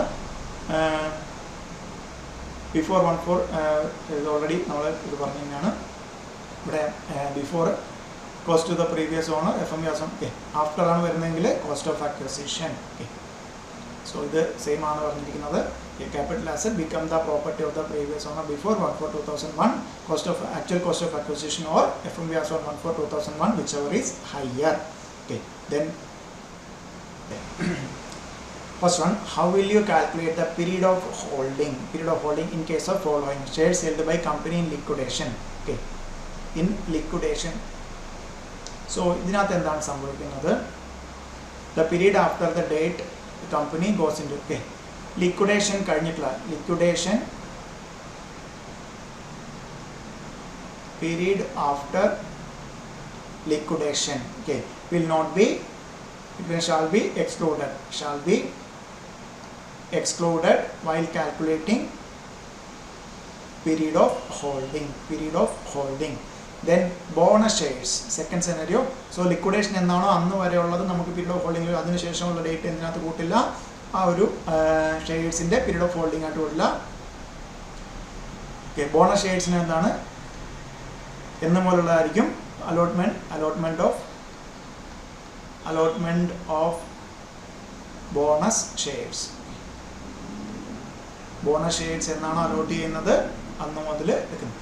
then flat in cooperative society. Flat ഇവിടെയാണ് ശ്രദ്ധിക്കേണ്ടത്. Flat in cooperative society. സൊസൈറ്റിയിൽ ഫ്ലാറ്റ് കിട്ടുന്നത് ഒന്നുകിൽ അവിടെ എന്ത് വരുന്നതാണ് മെമ്പർ ട്രാൻസ്ഫർ, ഒന്നുകിൽ allotment of shares, share allot ചെയ്ത് അവിടെ മെമ്പറായിട്ട് കിട്ടുന്ന എന്നാണോ അത് അന്ന് മുതലുള്ളത് അലോട്ട്മെന്റ് ഓഫ് ഷെയർസ്, അല്ലെങ്കിൽ ആ സച്ച് റൈറ്റ്, ആ റൈറ്റ് എന്നാണോ റൈറ്റ് കിട്ടിയിട്ട് ഈ ഫ്ലാറ്റ് കിട്ടുന്നത്. ദാറ്റ് മീൻസ് സംടൈംസ് റൈറ്റ് കിട്ടിയാൽ തന്നെ ഫ്ലാറ്റ് യൂസ് ചെയ്യാനുള്ള റൈറ്റ് കിട്ടുക, ആ എന്നാണോ അത് കിട്ടുന്നത് അന്ന് മുതലായിരിക്കും എന്ത് ചെയ്യുന്നത് പീരീഡ്. ഒന്നുകിൽ allotment of period of holding allotment of shares, അല്ലെങ്കിൽ ആ ഒരു റൈറ്റ് എന്ന് മുതലാണോ റൈറ്റ് ഈസ് ഒപ്റ്റൈൻ, റൈറ്റ് എന്ന് മുതലാണോ ഒപ്റ്റൈൻ ചെയ്യുന്നത് അന്ന് മുതലായിരിക്കും നമ്മൾ എന്ത് ചെയ്യുന്നത് പീരീഡ് ഓഫ് ഹോൾഡിംഗ്. സോ ലിക്വിഡേഷൻ്റെ കേസിലാണെങ്കിൽ എന്നാണോ കമ്പനി ഹോൾഡ് ചെയ്യുന്ന ലിക്വിഡേഷൻ്റെ ഡേറ്റ് വരും, അതിനുശേഷം നമുക്ക് എന്ത് കിട്ടില്ല പീരീഡായിട്ട് കൂട്ടില്ല. ബോണസ് ഷെയർസിന് എന്നാണ് അലോട്ട്മെന്റ് ഓഫ് ബോണസ് ഷെയർസ്, എന്നാണോ ബോണസ് ഷെയർസ് അലോട്ട് ചെയ്യുന്നത് അന്ന് മുതലായിരിക്കും. ഫ്ലാറ്റ് ആണെങ്കിൽ ഒന്നുകിൽ അലോട്ട്മെന്റ് ഓഫ് ഷെയർസ് അവിടെ ഷെയർ അലോട്ട് ചെയ്ത് അവിടെ എന്താകുകയാണ് മെമ്പറാകുന്ന സെനാരിയോ, അല്ലെങ്കിൽ ഈ പറയുന്ന ഫ്ലാറ്റ് കിട്ടിയിട്ട് ആ റൈറ്റ് കിട്ടി എന്ന് മുതൽ മെമ്പറാകുന്നു ആ സെനാരിയോ ആണെങ്കിൽ അങ്ങനെ അന്ന് മുതലായിരിക്കും എന്ത് കൂട്ടുന്നത് പീരീഡ് ഓഫ് ഹോൾഡിംഗ്. സോ നമ്മൾ നേരത്തെ ആ അഡീഷണൽ പോയിന്റ്സിൽ ഡിസ്കസ് ചെയ്ത് സെക്കൻഡ് കേസിൽ പീരീഡ് ഓഫ് ഹോൾഡിംഗ് എന്ന് പറയുന്ന ആ സെനാരിയോയിൽ പറയുന്നതാണ് ഇത് രണ്ടും. Section 45 subsection 1. So insurance claim or damage or destruction of capital asset. Any compensation received from insurance company for specified damage is treated as transfer. So ശ്രദ്ധിക്കുക, എന്താണ് നമ്മുടെ അസറ്റ് അല്ലെങ്കിൽ ക്യാപിറ്റൽ അസറ്റിന് എന്ത് സംഭവിച്ചു, asset received from insurance compensation or damage company from specified. Capital asset എന്ത് സംഭവിച്ചു, damage അല്ലെങ്കിൽ destroyed. So ഇത് സംഭവിക്കുന്ന എന്തുകൊണ്ടാകണം, സ്പെസിഫൈഡ് ഡാമേജ് കൊണ്ടാണെങ്കിൽ സോ ഇതിൽ ഇൻഷുറൻസ് കമ്പനിയുടെ കയ്യിൽ നിന്ന് കിട്ടുന്ന അതെന്താകും നമുക്ക് capital gain, liable four capital gain. So insurance കമ്പനിയുടെ നിന്ന് കിട്ടുന്ന ക്ലെയിം liable for capital നോക്കാം. Okay, damage or destruction that means ഒന്നുകിൽ ആ ഒരു ക്യാപിറ്റൽ അസറ്റ് മൊത്തത്തിൽ പോവുക, അല്ലെങ്കിൽ ഡാമേജ് മീൻസ് എന്താണ് നമ്മുടെ ഇൻറ്റൻഡഡ് പർപ്പസിന് ഇനി യൂസ് ചെയ്യാൻ പറ്റില്ല, നമ്മൾ എന്ത് ചെയ്യുന്നു ഡിസ്പോസ് ചെയ്യാൻ, അല്ലെങ്കിൽ എന്താണോ ആ ഒരു പർപ്പസിലേക്ക് വരികയാണ് ചെയ്യുന്നത്, ഇൻറ്റൻഡഡ് പർപ്പസിന് പിന്നീട് യൂസ് ചെയ്യാൻ പറ്റില്ല. Okay, so damage or destruction to capital asset അല്ല ക്യാപിറ്റൽ അസറ്റ് ആയിട്ട് ശ്രദ്ധിക്കണം. Due to specified damage insurance claims received then transfer ചെയ്ത് വരും. Insurance claim not received then no capital gain. Other damage ആണെങ്കിൽ no capital gain. So insurance compensation. So ഇവിടെ capital gain കണ്ടുപിടിക്കുന്നത് എന്തായിരിക്കും? ഇവിടെ നോക്കുക, എനിക്കൊരു ക്യാപിറ്റൽ അസറ്റ് ഉണ്ട്, അത് ഡാമേജ് ആയി എന്ത് ചെയ്തു, ഇൻഷുറൻസ് കമ്പനി എനിക്ക് ക്ലെയിം തന്നു. ദാറ്റ് മീൻസ് ഇതിൻ്റെ മീനിങ് എന്താണ്? ഈ ഡാമേജ് ആയ അസറ്റ് ഇൻഷുറൻസ് കമ്പനി എടുത്തുകൊണ്ട് പോയിട്ട് എനിക്ക് എന്താണ് അതിൻ്റെ അഗെയിൻസ്റ്റ് ആയിട്ട് ക്ലെയിം തന്നു എന്ന രീതിയിലല്ലേ വരും. സോ ദാറ്റ് മീൻസ് അതൊരു ട്രാൻസ്ഫർ ആണ്. സോ ഞാൻ എന്ത് ചെയ്തു, ഈ പറയുന്ന ക്യാപിറ്റൽ അസറ്റ് ട്രാൻസ്ഫർ ചെയ്ത എഫക്റ്റ് വരും. ഓക്കെ, സോ ദാറ്റ് മീൻസ് എന്താണ് സ്പെസിഫൈഡ് ഡാമേജ് ആണെങ്കിൽ മാത്രമേ വരത്തുള്ളൂ. എന്താണ് സ്പെസിഫൈഡ് ഡാമേജ് എന്ന് നോക്കാം. സ്പെസിഫൈഡ് ഡാമേജ് ആണെങ്കിൽ എന്ത് ചെയ്യും, ആ കിട്ടുന്ന ഇൻഷുറൻസ് കോമ്പൻസേഷൻ എന്താണ്, എൻ്റെ ഫുൾ വാല്യൂ കൺസിഡറേഷൻ ആയിട്ട് ട്രീറ്റ് ചെയ്യും. സോ ക്യാപിറ്റൽ ഗെയിൻ എങ്ങനെയാണ് ലഭിക്കുന്ന, insurance compensation receive less cost of acquisition, അല്ലെങ്കിൽ ഇൻട്രസ്റ്റ് കോസ്റ്റ് ഓഫ് അക്വിസിഷൻ, അല്ലെങ്കിൽ കോസ്റ്റ് ഓഫ് അക്വിസിഷൻ ഇംപ്രൂവ്മെന്റ് ഉണ്ടെങ്കിൽ അത് സെനാരിയോ. ദാറ്റ് മീൻസ് എനിക്ക് കിട്ടിയത് മൈനസ് എനിക്ക് ചിലവായത്. സോ ഷോർട്ട് ടൈം ആണെങ്കിൽ ഇൻഡെക്സേഷൻ ഇല്ല, ലോങ് ടൈം ആണെങ്കിൽ ഇൻഡെക്സേഷൻ ഉള്ളതാണ് ഇവിടെ ചെയ്തിരിക്കുന്നത്. സോ ഇനി അടുത്തത് എന്തൊക്കെയാണ് സ്പെസിഫൈഡ് ഡാമേജസ് എന്നാണ് പറയുന്നത്. Specified damages, okay, fire, flood, damages cost due to fire, flood, earth, tsunami or natural calamities, riot or civil disturbance, accidental fire explosion or action by enemy and action taken in combating enemy with or without declaration of war. Okay, so ഇത്രയും സെനാരിയോയിലാണ് നമുക്ക് ഇത്രയും സെനാരിയോയിൽ നമ്മുടെ capital asset damage ആകുമോ destroy ചെയ്ത് കഴിഞ്ഞാൽ insurance compensation കിട്ടിയാൽ നമുക്ക് എന്ത് പറയാം, അതിനെ അഗെയിൻസ്റ്റ് ആയിട്ട് ക്യാപിറ്റൽ ഗെയിൻ അട്രാക്ട് ചെയ്യും. ഇൻഷുറൻസ് കോമ്പൻസേഷൻ കിട്ടിയാൽ, ഇൻഷുറൻസ് കോമ്പൻസേഷൻ അല്ലോ. സോ വേറെ ഒരു സെനാരിയോയിൽ ഞാനൊരു ക്യാപിറ്റൽ അസറ്റ് പർച്ചേസ് ചെയ്ത് വരുന്ന വഴിക്ക് ഷിപ്പിലാണ് കൊണ്ടുവരുന്നത്. വരുന്നിങ്ങത്തെ ഇന്ത്യൻ്റെ ടെറിട്ടോറിയലിലേക്ക് കയറിയതിന് ശേഷം അത് മുങ്ങിപ്പോയി, ആ അസറ്റ് മുങ്ങിപ്പോയി. അങ്ങനെയാണെങ്കിൽ എനിക്ക് എന്ത് കിട്ടി, ഇൻഷുറൻസ് കോമ്പൻസേഷൻ കിട്ടിയാൽ അത് ടാക്സ് ചെയ്യുമോ, ക്യാപിറ്റൽ ഗെയിൻ അട്രാക്ട് ചെയ്യുമോ? ഒരിക്കലും ഇല്ല. എന്താണ് ഈ പറയുന്ന സ്പെസിഫൈഡ് ഡാമേജ് കൊണ്ടായിരിക്കണം എന്ത് ചെയ്യുന്നിരിക്കുന്ന ക്യാപിറ്റൽ അസറ്റിന് ഡാമേജ് അല്ലെങ്കിൽ ഡിസ്ട്രക്ഷൻ വന്നിരിക്കുന്നത്. അതർവൈസ് എന്ത് അട്രാക്ട് ചെയ്യില്ല, ട്രാൻസ്ഫർ ആകില്ല, ഇൻഷുറൻസ് കോമ്പൻസേഷൻ കിട്ടിയാലും ടാക്സ് ചെയ്യില്ല. സോ വേറൊരു സെനാരിയോയിൽ അതർ ദാൻ ഡാമേജ് ഉണ്ടാകുന്ന ഈ പറയുന്ന സോ സ്പെസിഫൈഡ് ഡാമേജ് ഉണ്ടായി, ഇൻഷുറൻസ് കോമ്പൻസേഷൻ കിട്ടിയില്ല എങ്കിൽ എന്താണ്, there will not be any capital gain. Okay, so insurance compensation received minus എനിക്ക് എന്താണോ ചിലവായത് അതാണ് നമുക്ക് എന്ത് വരുന്നത്, ക്യാപിറ്റൽ ഗെയിൻ അട്രാക്ട് ചെയ്യുമെങ്കിൽ ക്യാപിറ്റൽ ഗെയിൻ കണ്ടുപിടിക്കുന്നത്. Okay, then next one 45 subsection 2 very important, conversion of capital asset into stock in trade. Conversion of നമ്മൾ 2 subsection 47 ഓൾറെഡി പറഞ്ഞിട്ടുണ്ടായിരുന്നു. Conversion of capital asset in stock in trade is A transfer. Okay, so conversion capital asset into stock in trade. Okay, so ഇതെന്താണ് 2 subsection 47 പ്രകാരം transfer ആണ്. Okay, so transfer capital asset transfer നടന്നാൽ എന്ത് വരും, capital gain വരും അല്ലേ, capital gain. So ഇവിടെയാണ് ശ്രദ്ധിക്കേണ്ടത്, conversion of capital asset 2 subsection capital gain arise when the asset converts capital asset into stock in trade. Okay, so ഇവിടെ ഞാൻ എന്ത് ചെയ്തു, ക്യാപിറ്റൽ ജസ്റ്റ് ഒന്ന് ശ്രദ്ധിക്കുക, സെനാരിയോ ശ്രദ്ധിക്കുക. എൻ്റെ കയ്യിലുണ്ടായിരുന്ന ഒരു ക്യാപിറ്റൽ അസറ്റ് ഞാൻ എന്ത് ചെയ്തു, സ്റ്റോക്ക് ഇൻ ട്രേഡ് ആക്കി. ഓക്കെ, സ്റ്റോക്ക് ഇൻ ട്രേഡ് ആയപ്പോൾ എനിക്ക് എന്തെങ്കിലും ഇൻഫ്ലോ കിട്ടുന്നുണ്ടോ, എന്തെങ്കിലും എനിക്ക് കിട്ടുന്നുണ്ടോ? ആക്ച്വലി ഇല്ല. സോ എനിക്ക് കുറേ ബിൽഡിംഗ് ഉണ്ടായിരുന്നു, ഞാൻ എന്ത് ചെയ്തു, ബിൽഡിംഗ് വിൽക്കുന്ന ഒരു അല്ലെങ്കിൽ കുറേ സ്ഥലം ഉണ്ടായി, ഞാൻ റിയൽ എസ്റ്റേറ്റിലേക്ക് വരികയാണ്. അങ്ങനെയാണെങ്കിൽ ആ ടൈമിൽ എനിക്ക് എന്താണ്, എനിക്കൊരു ക്യാഷ് ഇൻഫ്ലോ ഇല്ല. ബട്ട് 2 subsection 47 പ്രകാരം ട്രാൻസ്ഫർ അട്രാക്ട് ചെയ്യും. ഇങ്ങനെ ചെയ്ത് കഴിഞ്ഞാൽ എന്തുവരും, ക്യാപിറ്റൽ ഗെയിൻ അട്രാക്ട് ചെയ്യണം. ഓക്കെ, സോ ക്യാപിറ്റൽ ഗെയിൻ, അതായത് നമ്മൾ ക്യാപിറ്റൽ അസറ്റ് എന്താക്കി, സ്റ്റോക്ക് ഇൻ ട്രേഡ് ആക്കി. അപ്പം എന്നാണോ സ്റ്റോക്ക് ഇൻ ട്രേഡ് ആക്കിയ അന്നത്തെ fair market value will be treated as cost of എന്തായിട്ട് എടുക്കും, ക്യാപിറ്റൽ ഗെയിൻ വിൽ ബി എന്ത് deemed full value consideration. Okay, so full value consideration എന്തായിരിക്കും, fair market value as on the date of conversion. Actually കിട്ടിയിട്ടില്ല, എന്തായിരിക്കും, full value consideration will be fair market. So അവിടെ capital gain എങ്ങനെ കണ്ടുപിടിക്കാം, fair market value minus എനിക്ക് actually cost of acquisition or indexed cost of acquisition improvement ഉണ്ടെങ്കിൽ ആ scenario. Then ഈ stock in trade എന്താണ്, capital asset definition. Stock in trade വെക്കുമ്പോൾ നമുക്ക് എവിടെയാണ് വരേണ്ടത്, ബിസിനസ് ആണ് അല്ലെ. സ്റ്റോക്ക് മീൻസ് ബിസിനസ് ഇൻകം ഉണ്ടാകുന്നത്. സോ സ്റ്റോക്ക് ഇൻ ട്രേഡ് വെക്കുമ്പോൾ എന്താണ്, സെയില് മൈനസ്, സോ ഇത് എത്രയാണ് അക്വയർ ചെയ്തത്, ഈ fair market value, sale price minus FOB. Okay, so ഇനിയാണ് ശ്രദ്ധിക്കേണ്ടത് year of stock in trade. Okay, capital gain is taxable. So ഇവിടെ ക്യാപിറ്റൽ ഗെയിൻ കണ്ടുപിടിച്ചാലും ടാക്സ് ചെയ്യുന്ന എന്നാണ് in the year in which stock. Okay, so capital gain നമ്മൾ കണ്ടുപിടിച്ച് വെക്കുന്നു. എന്നിട്ട് എന്താണ്, സോ ഇവിടെ ഇപ്പം 18-19 പ്രീവിയസ് ഇയറിലാണ് ക്യാപിറ്റൽ ഗെയിൻ ട്രാൻസ്ഫർ നടന്നത്. 19-20 പ്രീവിയസ് ഇയറിലാണ് ബിസിനസ്സിൽ ആക്ച്വലി ഈ സെയിൽ നടന്നതെങ്കിൽ എന്താണ്, രണ്ടും കൂടെ നമ്മൾ എന്തായിരിക്കും ടാക്സ് ചെയ്യുന്നത്, financial year 19-20. That means assessment year 20 നമ്മൾ അസസ്മെന്റ് ഇയറിലായിരിക്കും എന്ത് ചെയ്യുന്നത്, ടാക്സ് ചെയ്യുന്നത്. സോ ഇത് കണ്ടുപിടിച്ച് വെക്കും. But taxed in the year in which stock is actually sold. So actually ആ ഒരു സ്റ്റോക്ക് ഇൻ ട്രേഡ് എന്നാണോ സെയിൽ നടത്തുന്നത്, ആ ഇയറിൽ എന്ത് ചെയ്യും, ക്യാപിറ്റൽ ഗെയിനും ഇൻകം അണ്ടർ ദ PGBP നമ്മൾ എന്ത് ചെയ്യും, ടാക്സ് ചെയ്യും. Okay, so very important. First of all എന്തായിരിക്കണം, conversion of capital asset into stock in trade. Capital asset into stock in trade. Then next one 45 subsection 2A, transfer of securities held in demat format.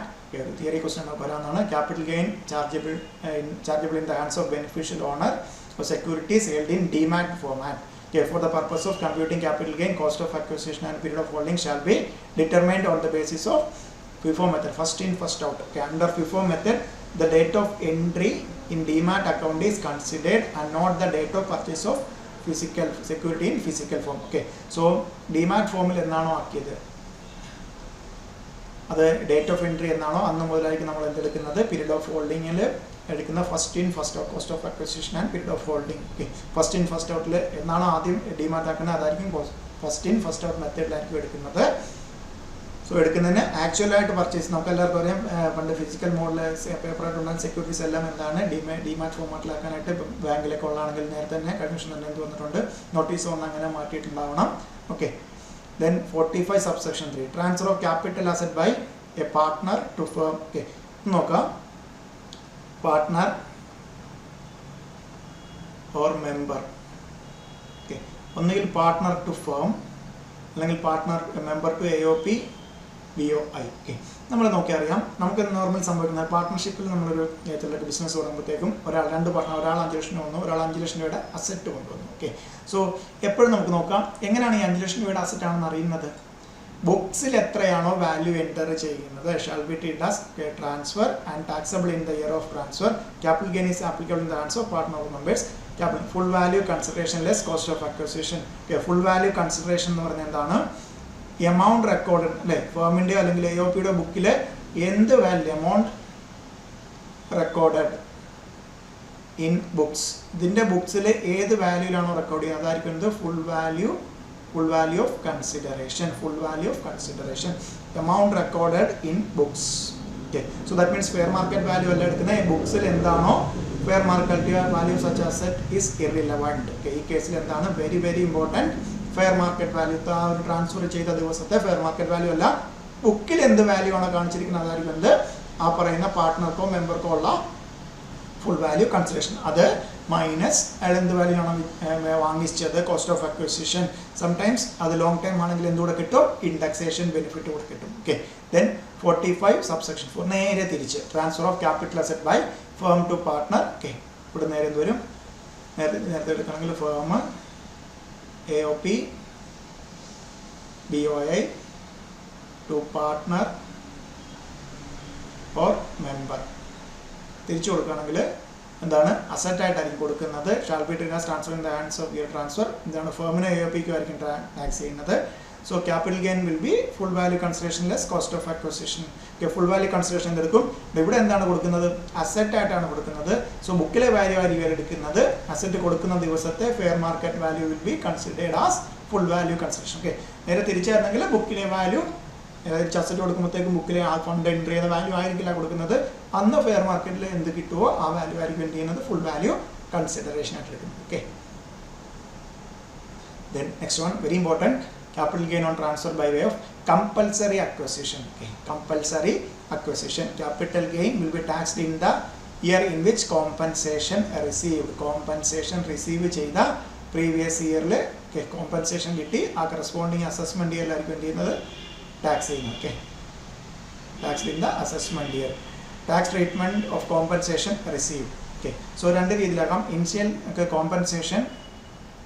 Compensation അല്ലേ. So നമുക്ക് അതായത് government compulsory ആയിട്ട് acquire ചെയ്താൽ നമുക്കൊരു compensation തരാം, ഉറപ്പായിട്ടും എന്തായിരിക്കും അത് കുറവായിരിക്കും, നമ്മൾ എന്തിനു പോകും, എൻഹാൻസ്ഡ് കോമ്പൻസേഷൻ വേണ്ടി കേസിന് പോകും. Okay, enhanced compensation. Okay, initial compensation ആണെങ്കിൽ full value consideration means initial നമുക്ക് കിട്ടിയത് ലെസ് അതിൽ നിന്ന് ലീഗൽ എക്സ്പെൻഡിച്ചർ കുറയ്ക്കാം. Net consideration, cost of acquisition കുറച്ച് കഴിഞ്ഞാൽ അല്ലെങ്കിൽ ലോങ് ടൈം ആണെങ്കിൽ indexed cost of acquisition, indexed cost of acquisition അല്ലെങ്കിൽ ഇൻഡെക്സ്ഡ് കോസ്റ്റ് ഓഫ് ഇംപ്രൂവ്മെന്റ് കുറച്ച് കിട്ടുന്ന നമുക്ക് capital gain.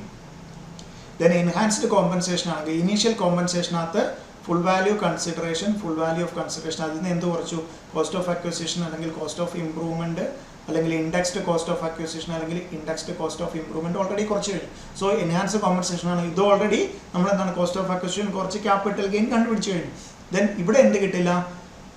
Cost of acquisition will be taken as നിൽ ബിക്കോസ് ഓൾറെഡി നമ്മൾ എന്ത് ചെയ്തു? ഇവിടെ കുറച്ച് കഴിഞ്ഞു, അതുകൊണ്ടാണ് നിൽക്കുന്നത് നിൽ. ദാറ്റ് മീൻസ് അതിൻ്റെ പുറത്ത് കിട്ടുന്നതാണ്. നമുക്ക് എന്നാൽ ലീഗൽ എക്സ്പെൻഡിച്ചർ അഡീഷണൽ ആയിട്ട് വക്കീൽ ഫീസ് എന്തെങ്കിലും പോയിട്ടുണ്ടെങ്കിൽ അത് മാത്രം കുറയ്ക്കാം. അതിനാണ് നമുക്ക് എന്ത് പറയുന്നത്? Capital gain tax. Okay, enhanced compensation. Then compensation received in installments. Okay, initial compensation taxable in the year in which first installment is received. Enhanced compensation ആണെങ്കിൽ taxable as and when received. എന്നാണോ കിട്ടുന്നത് compensation. Okay, so compensation, initial compensation അത് instalment നമുക്കറിയാം എത്ര കിട്ടുന്നു. First instalment എന്നാണോ കിട്ടുന്നത് ആ ഇയറിൽ നമ്മൾ എന്ത് ചെയ്യും? ടാക്സ് ചെയ്യും. മറ്റേ എൻഹാൻസ്ഡ് കോമ്പൻസേഷൻ ആണെങ്കിൽ കിട്ടിയെങ്കിൽ മാത്രമേ നമുക്ക് എന്തറിയത്തുള്ളൂ കിട്ടിയതോ എന്നാണോ കിട്ടുന്നത് ആ പ്രീവിയസിൽ കറസ്പോണ്ടിങ് അസസ്മെന്റ് ഇയറിൽ ടാക്സ് ചെയ്യും. Compensation received in presence of interim court order, tribunal authority. Such compensation shall not be taxable in the year of receipt, but shall be treated as shall be taxable in the year which final order passed. Okay, so that means നമുക്ക് കോമ്പൻസേഷൻ്റെ കേസിൽ ഒന്നും കിട്ടിയിട്ടില്ല. So Prima ഫേസി അവർക്കറിയാം ഒരു 50 ലക്ഷം compensation കിട്ടുന്നതാണ്. Court പറയുകയാണെങ്കിൽ ഉടനടി ഒരു 5 ലക്ഷം കൊടുക്കുക. ഓക്കെ, സോ ഇപ്പോൾ ഇത് ഒരു ഇൻ്ററിം കോർട്ടറാണ്. സോ ദാറ്റ് മീൻസ് എന്താണ്? ഫൈനലായിട്ട് എത്ര ആകും? സോ ഡിസ്പ്യൂട്ട് കിടക്കുകയാണ്, ഉടനെ ഇത്ര കൊടുക്കാമെന്ന് ഉറപ്പായിട്ടും എന്താണ് ഇതിന് മുകളിലാണ് എന്ന് ഉറപ്പായി എന്തിന്? കോർട്ടിനോ അല്ലെങ്കിൽ ട്രൈബ്യൂണലിനോ. സോ എന്താണ്? ഇൻ്ററിമായിട്ടൊരു ഓർഡർ പറയുകയാണ്, ഇതല്ല ഇത് ഫൈനൽ അല്ല, ബട്ട് ഉടനടി ഇത്ര കൊടുക്കുക എന്നൊരു ഓർഡർ വന്നു കഴിഞ്ഞാൽ എന്ത് ചെയ്യാം? അത് കൊടുത്തതിന് ശേഷം അത് കൊടുത്ത വർഷമല്ല എന്നാണോ ഫൈനൽ ഓർഡർ വരുന്നത് അന്നായിരിക്കും എന്ത് ചെയ്യുന്നത്? ടാക്സ് ചെയ്യുന്നത്. Okay, then next one 45 subsection 5A. Okay, capital gain on joint development agreement. Okay, so ഒരു ലാസ്റ്റ് ഇയറിൽ ന്യൂലി ഇൻസർട്ടഡ് സെക്ഷനാണ്. Eligible assess individual or HF. Okay, capital asset transferred will be land, building or both under a specified agreement to another person. Specified agreement means registered agreement in which person owning land, building or both agrees to allow another person to develop a real estate project on such land, building or both in consideration of a share being land or building or both in such a project, whether or without payment of part consideration in cash. Okay, so that means ഇവിടെ എന്താണ്? Individual HUF. Okay, അവർക്കുള്ളത് land അല്ലെങ്കിൽ building അല്ലെങ്കിൽ both എന്തുവാണ്? ഒരു അടുത്തൊരാളുടെ വേറൊരു person കൈമാറുകയാണ്. ഇവിടെ എന്താണ്? ഉടനെ കൺസിഡറേഷൻ ഒന്നും കിട്ടില്ല. എന്താണ്? ഇവിടെ ഒരു റിയൽ എസ്റ്റേറ്റ് പ്രോജക്റ്റ് ആണ് വരുന്നത്. സോ ഇവിടെ ഇപ്പോൾ എന്താണ്? ഇപ്പം കുറേ ഫ്ലാറ്റ് ആണെന്ന് വിചാരിക്കും. ഓക്കെ, സോ ഈ ഫ്ലാറ്റ് കൺസ്ട്രക്ട് ചെയ്ത് കഴിഞ്ഞിട്ട് ഇതിൽ ഒരു ഫ്ലാറ്റ്. ഓക്കെ, സോ ഇവരിപ്പോൾ വിലയിട്ടിരിക്കുന്ന ഒരു 50 ലക്ഷമാണ്. സോ 45 ലക്ഷമാണ് ഫ്ലാറ്റിന് വരുന്നതെങ്കിൽ 45 ലക്ഷം ഫ്ലാറ്റ് പ്ലസ് 5 ലക്ഷം ക്യാഷ് ആയിട്ട് കൊടുത്താൽ എന്നാണ് ഇവിടെ പറഞ്ഞിരിക്കുന്നത്. പാർട്ട് ഇൻ കൺസിഡറേഷൻ ക്യാഷ് അല്ലെങ്കിൽ ബാങ്ക്. അതാണ് അതിൻ്റെ consideration. Transfer took place in the year in which possession of involved properties transferred to joint development. അത് transfer taxability in the year in which certificate of completion, okay, or for whole or part. ഇപ്പം നമുക്ക് എല്ലാവർക്കും അറിയാം ഇപ്പം whole or part എന്ന് പറയുന്ന കാര്യം എന്ന് വെച്ചാൽ സോ ഇപ്പോൾ 5 നില അല്ലെങ്കിൽ 10 നില ഫ്ലാറ്റാണ് പണിയുന്നതെങ്കിൽ 10 നില പണിഞ്ഞിട്ടായിരിക്കില്ല, ആദ്യത്തെ നില രണ്ടാം നില ഓരോ നില പണിയുന്നതനുസരിച്ചിട്ടായിരിക്കും കിട്ടുന്നത്. സോ സർട്ടിഫിക്കറ്റ് ഓഫ് കംപ്ലീഷൻ കിട്ടുന്ന എന്നാണോ അന്ന് year taxability in year issued competent authority certificate of completion കൊടുക്കുന്നതെന്നാണോ ആ ഇയറിലായിരിക്കും നമുക്ക് എന്ത് ചെയ്യുന്നത്? ടാക്സബിലിറ്റി അട്രാക്ട് ചെയ്യുന്നത്. Okay, full value consideration means stamp duty value അന്ന് ഡേറ്റ് ഓഫ് ഇഷ്യൂ ഫുൾ അന്നത്തെ അതിൻ്റെ സ്റ്റാമ്പ് ഡ്യൂട്ടി ആ ഒരു അസറ്റിൻ്റെ stamp duty value shares in the project plus consideration if any received in cash. Okay, the assessee transfer shares of project before the date of certificate of completion. In that case, capital gain will be taxable in the year transfer took place. That means in the year in which property handed over to the developer. Okay, അങ്ങനെ എന്തെങ്കിലും ഒരു scenario വന്നാൽ എന്താണ്? എന്നാണോ transfer നടന്നത്? അതായത് so നേരത്തെ ഒരു എഗ്രിമെൻ്റ് ഉണ്ട്, ഇതിൻ്റെ സർട്ടിഫിക്കറ്റ് ഓഫ് കംപ്ലീഷൻ കഴിഞ്ഞിട്ട് എനിക്ക് ആ ഒരു പ്രോജക്റ്റിൻ്റെ ഷെയർ ആണ് വേണ്ടത് അല്ലെങ്കിൽ അതിൽ നിന്നൊരു അസറ്റാണ് വേണ്ടത്. അതിനു മുമ്പ് തന്നെ എനിക്ക് എന്താണ്?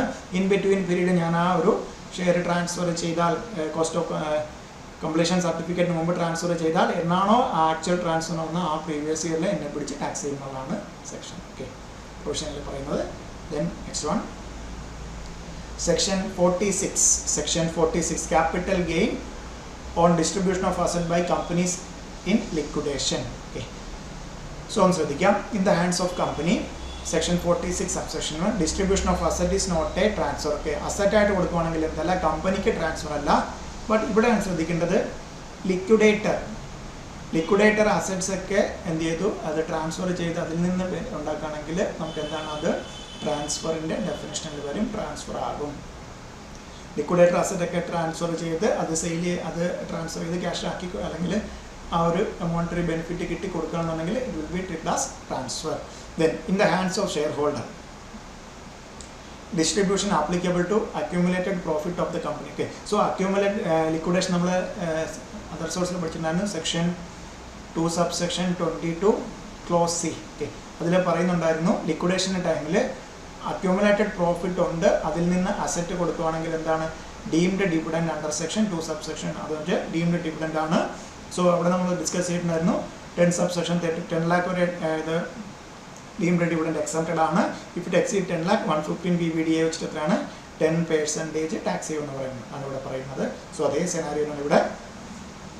സോ ഷെയർ ഹോൾഡറുടെ കയ്യിൽ asset okay, so fair market full value consideration mean fair market value of asset received plus cash എന്തെങ്കിലും കിട്ടണമെങ്കിൽ ദെൻ കമ്പനിക്ക് എത്രയാണോ അക്യൂമുലേറ്റഡ് പ്രോഫിറ്റ് ഉള്ളത് അതുവരെയുള്ള അല്ലേ. സോ ഈ ഇപ്പോൾ എനിക്ക് അസറ്റ് കിട്ടി, അസറ്റിൻ്റെ വാല്യൂ ജസ്റ്റ് ഞാൻ പറയുകയാണ് അസറ്റ് 50 lakh പ്ലസ് ക്യാഷ് ആയിട്ടൊരു 10 lakh. Okay, so accumulated profit വെച്ചിട്ട് എനിക്കൊരു 5 lakhൻ്റെ ഡീംഡ് ഡിവിഡൻറ്റ് കിട്ടാനുണ്ട്, എനിക്ക് അവിടെ കിട്ടാനുണ്ടായിരുന്നു.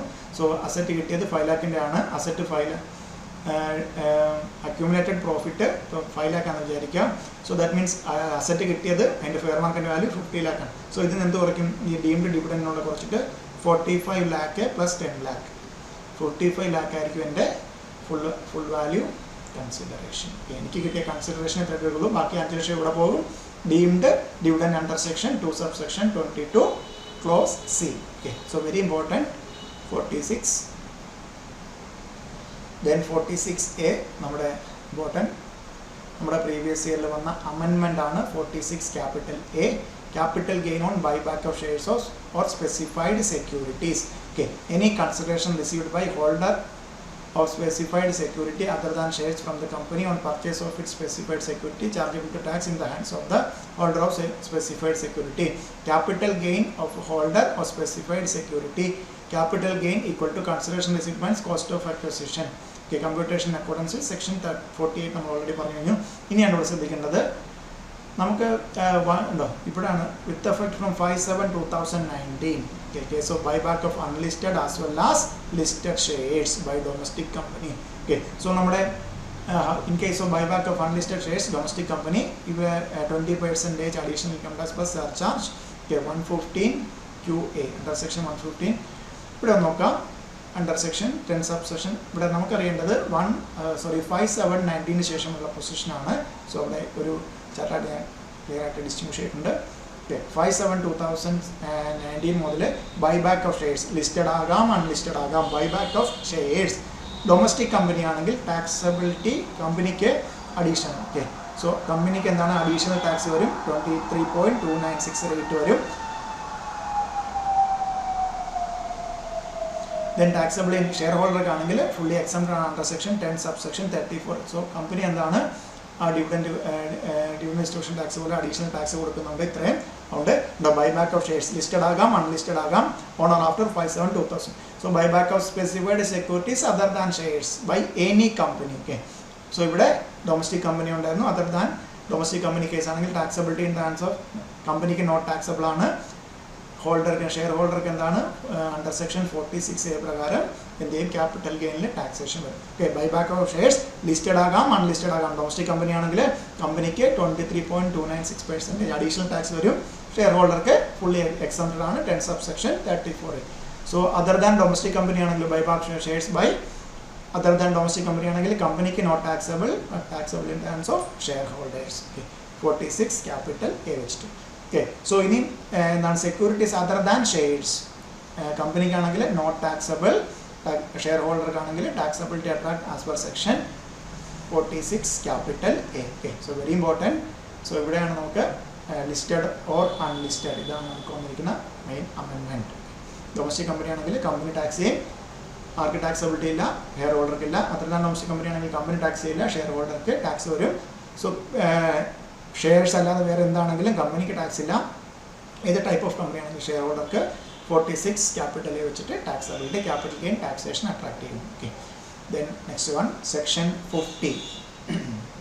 Section 50, capital gain on transfer of depreciable asset. Okay, depreciable asset transfer either income on transfer of depreciable asset deemed to be capital gain from transfer of short term capital asset. Okay, deeming provision ആണ്, deemed to be income from short term capital asset. Deeming provision, that means നമുക്കിപ്പോൾ പറഞ്ഞ 12 months 24 months 36 months, even 36 months കഴിഞ്ഞാൽ പോലും ഡിപ്രീഷിയബിൾ asset means എന്താണ്? ഓരോ വർഷം കഴിയുമ്പോൾ നമ്മൾ എന്ത് ചെയ്യും?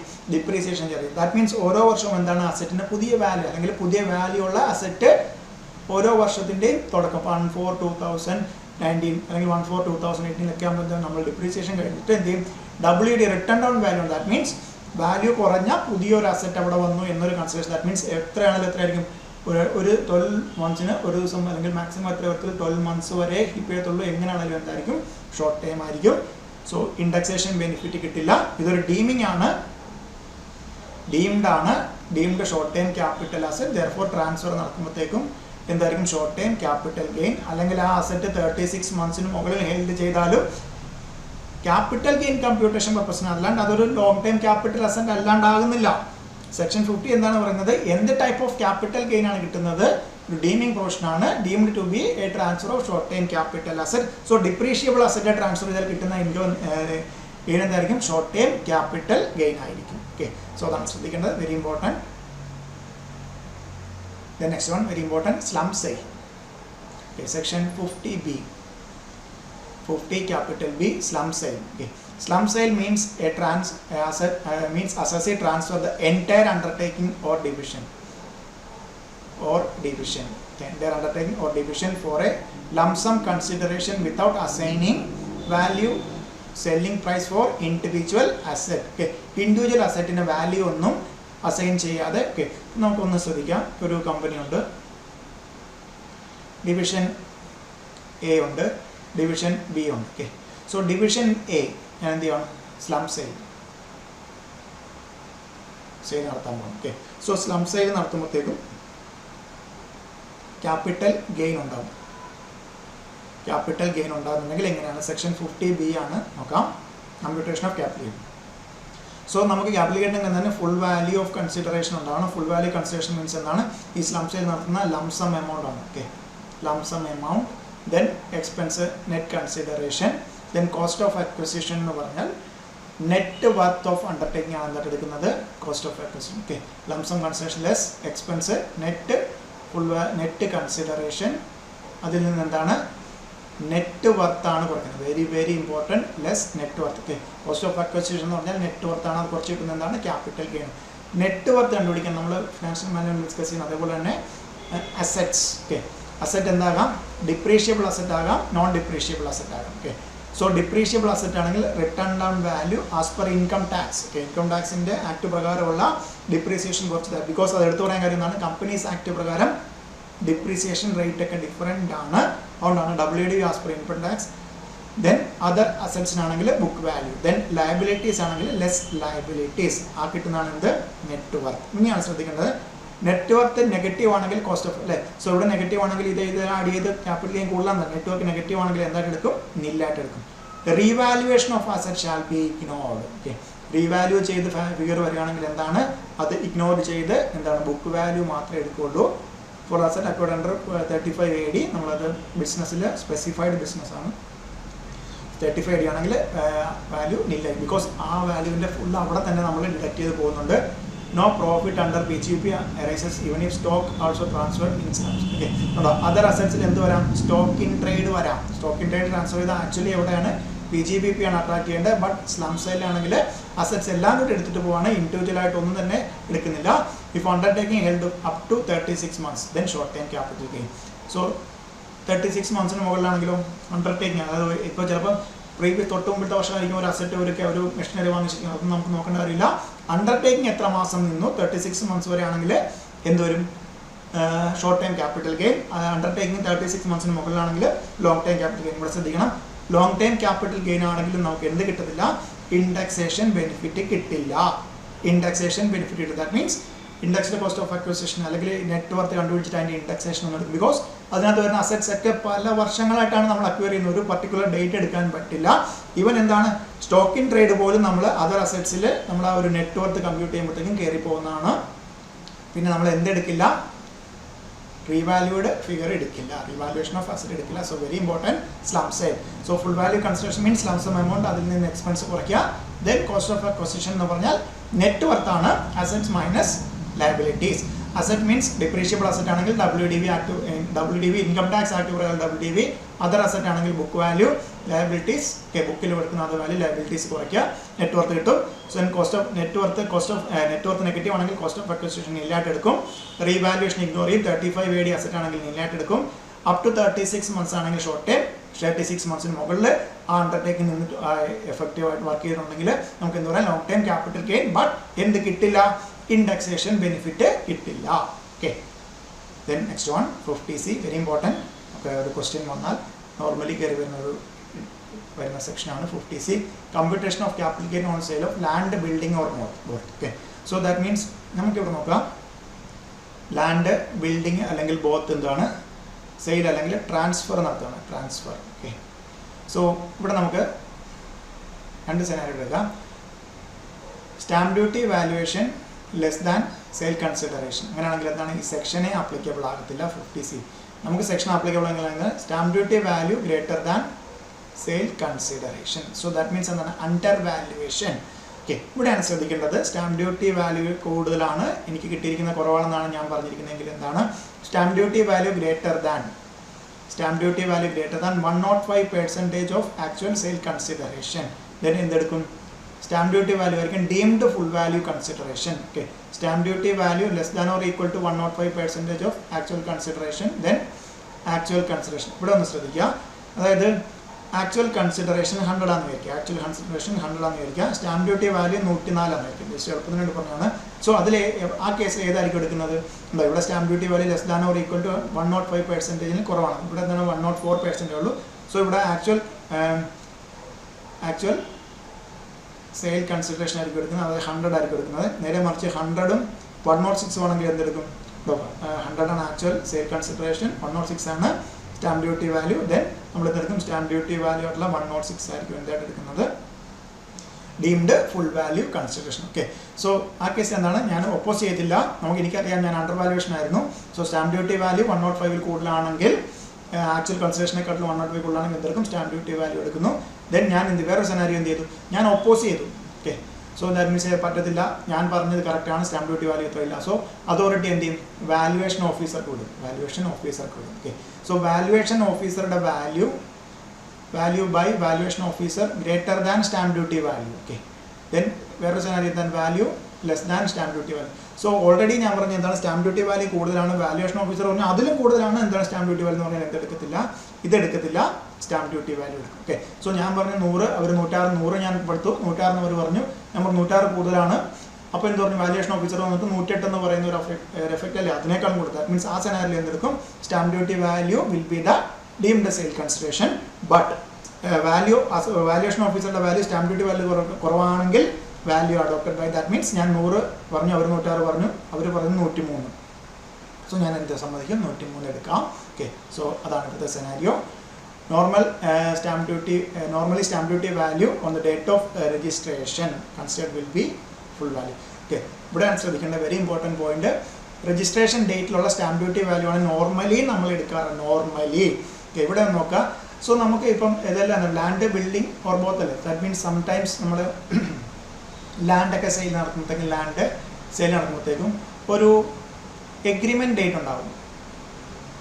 എഗ്രിമെൻറ്റ് ഡേറ്റ്, ദെൻ ഒരു രജിസ്ട്രേഷൻ ഡേറ്റ്. ഓക്കെ, നോർമലി ഏത് ഡേറ്റ് എടുക്കുമെന്നാണ് പറഞ്ഞാൽ നോർമലി രജിസ്ട്രേഷൻ ഡേറ്റ് ആണ് എടുക്കേണ്ടത്. ബട്ട് ഇവിടെ നോക്കാം, എഗ്രിമെൻറ്റ് ഡേറ്റിൽ ഞാൻ എന്ത് കൊടുത്തു? അഡ്വാൻസ് കൊടുത്തു. ഇവിടെ നോക്കാം, any received consideration or part, okay, part thereof up to the date of agreement ഡേറ്റിനോ അതിന് മുമ്പായിട്ടോ ഞാൻ എന്ത് ചെയ്തു? അഡ്വാൻസ് കൊടുത്തു. ഈ അഡ്വാൻസ് കൊടുത്തത് അക്കൗണ്ട് പേയി ചെക്കോ, അക്കൗണ്ട് പേയി ഡിമാൻഡ് ഡ്രാഫ്റ്റോ അല്ലെങ്കിൽ electronic mode, any other electronic mode as may be prescribe. Okay, so ഇപ്പോൾ ഒരുപാട് ഇലക്ട്രോണിക് മോഡ് നമ്മുടെ പ്രീവിയസ് ഇയറിൽ വന്ന അമെൻമെൻ്റ് ആണ്. എനി അതർ നെഫ്റ്റ് ട്രാൻസ്ഫർ ബാക്കിയുള്ള അങ്ങനെയുള്ള ഒരുപാട് എന്തായിരുന്നു ഇലക്ട്രോണിക് മോഡ്സ് അത് പ്രിസ്ക്രൈബ് ചെയ്ത് അതിന് കൊടുത്തിട്ടുണ്ടെങ്കിൽ ഏത് ഡേറ്റ് എടുക്കും? Date of agreement. Okay, agreement ഡേറ്റിലെ സ്റ്റാമ്പ് ഡ്യൂട്ടി വാല്യൂ ആയിട്ട് എടുക്കുന്ന എനി അതർ കേസ് നോർമൽ സെനാരിയിലോട്ട് പോകും. Date of registration, okay, stamp duty value on date of advance കൊടുക്കുന്നത് അക്കൗണ്ട് പേ ചെക്ക്. ഇപ്പോൾ ഇവിടെ ക്യാഷ് ആയിട്ടാണ് കൊടുക്കുന്നതെങ്കിൽ നമുക്കൊരു എക്സാമ്പിൾ പറയാം കൂടുതൽ മനസ്സിലാക്കാനായിട്ട്. അതായത് agreement date, registration date. Okay, agreement ഡേറ്റിന് മുമ്പായിട്ട് ഇപ്പോൾ ഒരു 50 ലക്ഷത്തിൻ്റെ അസറ്റ് എഗ്രിമെൻറ്റ് ഡേറ്റിന് മുമ്പായിട്ട് 5 ലക്ഷമായിട്ട് അക്കൗണ്ട് പേ ചെക്ക് കൊടുത്താൽ എന്നായിരിക്കും എടുക്കുന്നത്? Agreement ഡേറ്റിലുള്ള stamp. ബിക്കോസ് ചിലപ്പോൾ ഒരു വർഷത്തെ ഗ്യാപ്പൊക്കെ വരും, സ്റ്റാമ്പ് ഡ്യൂട്ടി പോലും ഭയങ്കര വ്യത്യാസം വരും. അതുകൊണ്ടാണ് advance any mode other than cash എന്ന് വേണമെങ്കിൽ പറയാം. സോ അങ്ങനെയാണെങ്കിൽ എന്തെടുക്കും? എഗ്രിമെൻറ്റ് ഡേറ്റിലെടുക്കും. സോ ഇവിടെ 49 ലക്ഷവും ക്യാഷിന് കൊടുത്താലും നമുക്ക് എന്തേ എടുത്തുള്ളൂ? Stamp duty value registration date. That means cash means fraud. So എന്തുകൊണ്ട് ക്യാഷ് കൊടുക്കും? 49 ലക്ഷം ക്യാഷ് കൊടുക്കാൻ നമുക്ക് ബാങ്കിൽ ഇട്ടിട്ട് അക്കൗണ്ട് പേ ചെക്കായിട്ട് കൊടുത്തുകൂടായിരുന്നു. സോ ദാറ്റ് മീൻസ് എന്താണ്? അത് ഈ പറയുന്ന ഫിഗർ സപ്രസ് ചെയ്യാൻ വേണ്ടിയാണ് എന്ത് കൊടുത്തിരിക്കുന്നത്?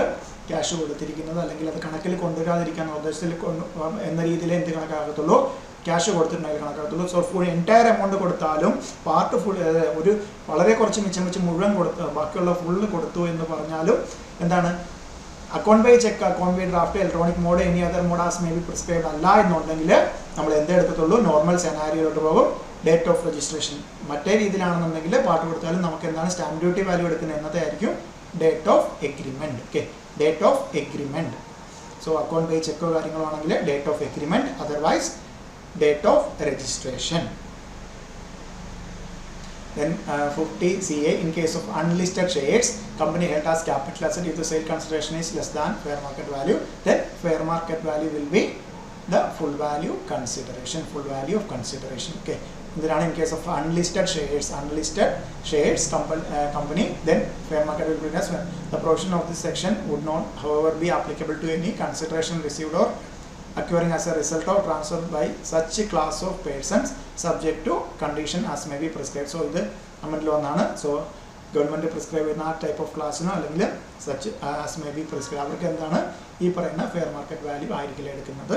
അത് എന്താണോ പറഞ്ഞിരിക്കുന്നത് അതനുസരിച്ചായിരിക്കും. Then section 50D, sale consideration is not ascertained or cannot be determined. Then നമുക്ക് കണ്ടുപിടിക്കാൻ വേണ്ടി നമ്മളവിടെ പോകുന്ന നേരെ fair market value of such asset also on the date of transfer shall be full value consideration. എന്തായിരിക്കും? FMV as on date of transfer will be treated as the full value consideration. Okay, then next one very important, നമ്മൾ other source ൽ discuss ചെയ്യുന്നതാണ് advance money received and forfeited. Okay, section 51 advance money received and forfeited by assessee before 1/4/2014. So അങ്ങനെയാണെങ്കിൽ എന്ത് ചെയ്യും? Cost of, ഇപ്പം നമുക്കറിയാം അത് ഒരു ശ്രദ്ധിക്കുക, ഇവിടെയാണ് ഒരു വെരി ഇമ്പോർട്ടൻറ്റ് അഡ്ജസ്റ്റ്മെൻറ്റ്. ഒരു മിസ്റ്റർ എക്സ് 2015 മിസ്റ്റർ വൈയുമായിട്ട് എഗ്രിമെൻറ്റിൽ വന്നു ഒരു അസറ്റ് 25 lakhsന്. ഓക്കെ, ദെൻ 2013 എടുക്കാം. സോ അവർ തമ്മിലുള്ള എഗ്രിമെൻറ്റ് വന്ന് കുറച്ച് ദിവസം കഴിഞ്ഞപ്പോൾ എന്ത് ചെയ്തു? അയാൾ ഈ വൈ പിന്മാറി. സോ ഈ അഡ്വാൻസ് കിട്ടി എന്ത് ചെയ്തു? ഫോർഫീറ്റ് ചെയ്തു 2013. ദെൻ 2019, ഓക്കെ, അതായത് നമ്മുടെ പ്രീവിയസ് 1920 മിസ്റ്റർ എക്സ് മിസ്റ്റർ ഇസഡിന് 50 lakhsന് വിൽക്കുകയാണ്. ഓക്കെ, സോ ദാറ്റ് മീൻസ് നമുക്കപ്പോൾ ഇങ്ങനെ അല്ലേ? സോ ആ കേസിൽ എന്താണ്? ക്യാപിറ്റൽ ഗെയിൻ ഉണ്ടാവും. സെയിൽ കൺസിഡറേഷൻ എത്രയാണ്? 50 lakh. സോ ഇത് നെറ്റ് സെയിൽ കൺസിഡറേഷൻ ആണ് നമ്മൾ എടുക്കുകയാണ്, വേറെ ഒന്നും പറയുന്നില്ല. ദെൻ പ്ലസ് എന്ത് പറഞ്ഞാൽ? ഇൻഡെക്സ്ഡ് കോസ്റ്റ് ഓഫ് അല്ലെ 36 monthsനും അല്ലെങ്കിൽ 24 monthsനും മുകളിലാണ് ഇൻഡെക്സ്ഡ് കോസ്റ്റ് ഓഫ് അക്വസിഷൻ കണ്ടുപിടിക്കുന്നത്. എന്താണ് ഈ 25 ഇവിടെ കിട്ടിയിരിക്കുന്നത്? അഡ്വാൻസ് കിട്ടിയിരിക്കുന്നത് 25 lakhന് അഡ്വാൻസ് കിട്ടിയിരിക്കുന്നത് 5 lakh ആണ് വിചാരിക്കും. ഓക്കെ, ഈ 25 lakhൽ നിന്ന് 5 lakh കുറച്ചിട്ടുള്ള 20ൻ്റെ പുറത്തായിരിക്കും എന്ത് ചെയ്യുന്നത്? കോസ്റ്റ് ഇൻഫ്ലേഷൻ ഇൻഡെക്സ് അപ്ലൈ ചെയ്യുന്നത്. ഓക്കെ, 20 lakhs അതാണ് ഇവിടെ പറഞ്ഞിരിക്കുന്നത്. Advance money result reduced from cost of acquisition before indexation.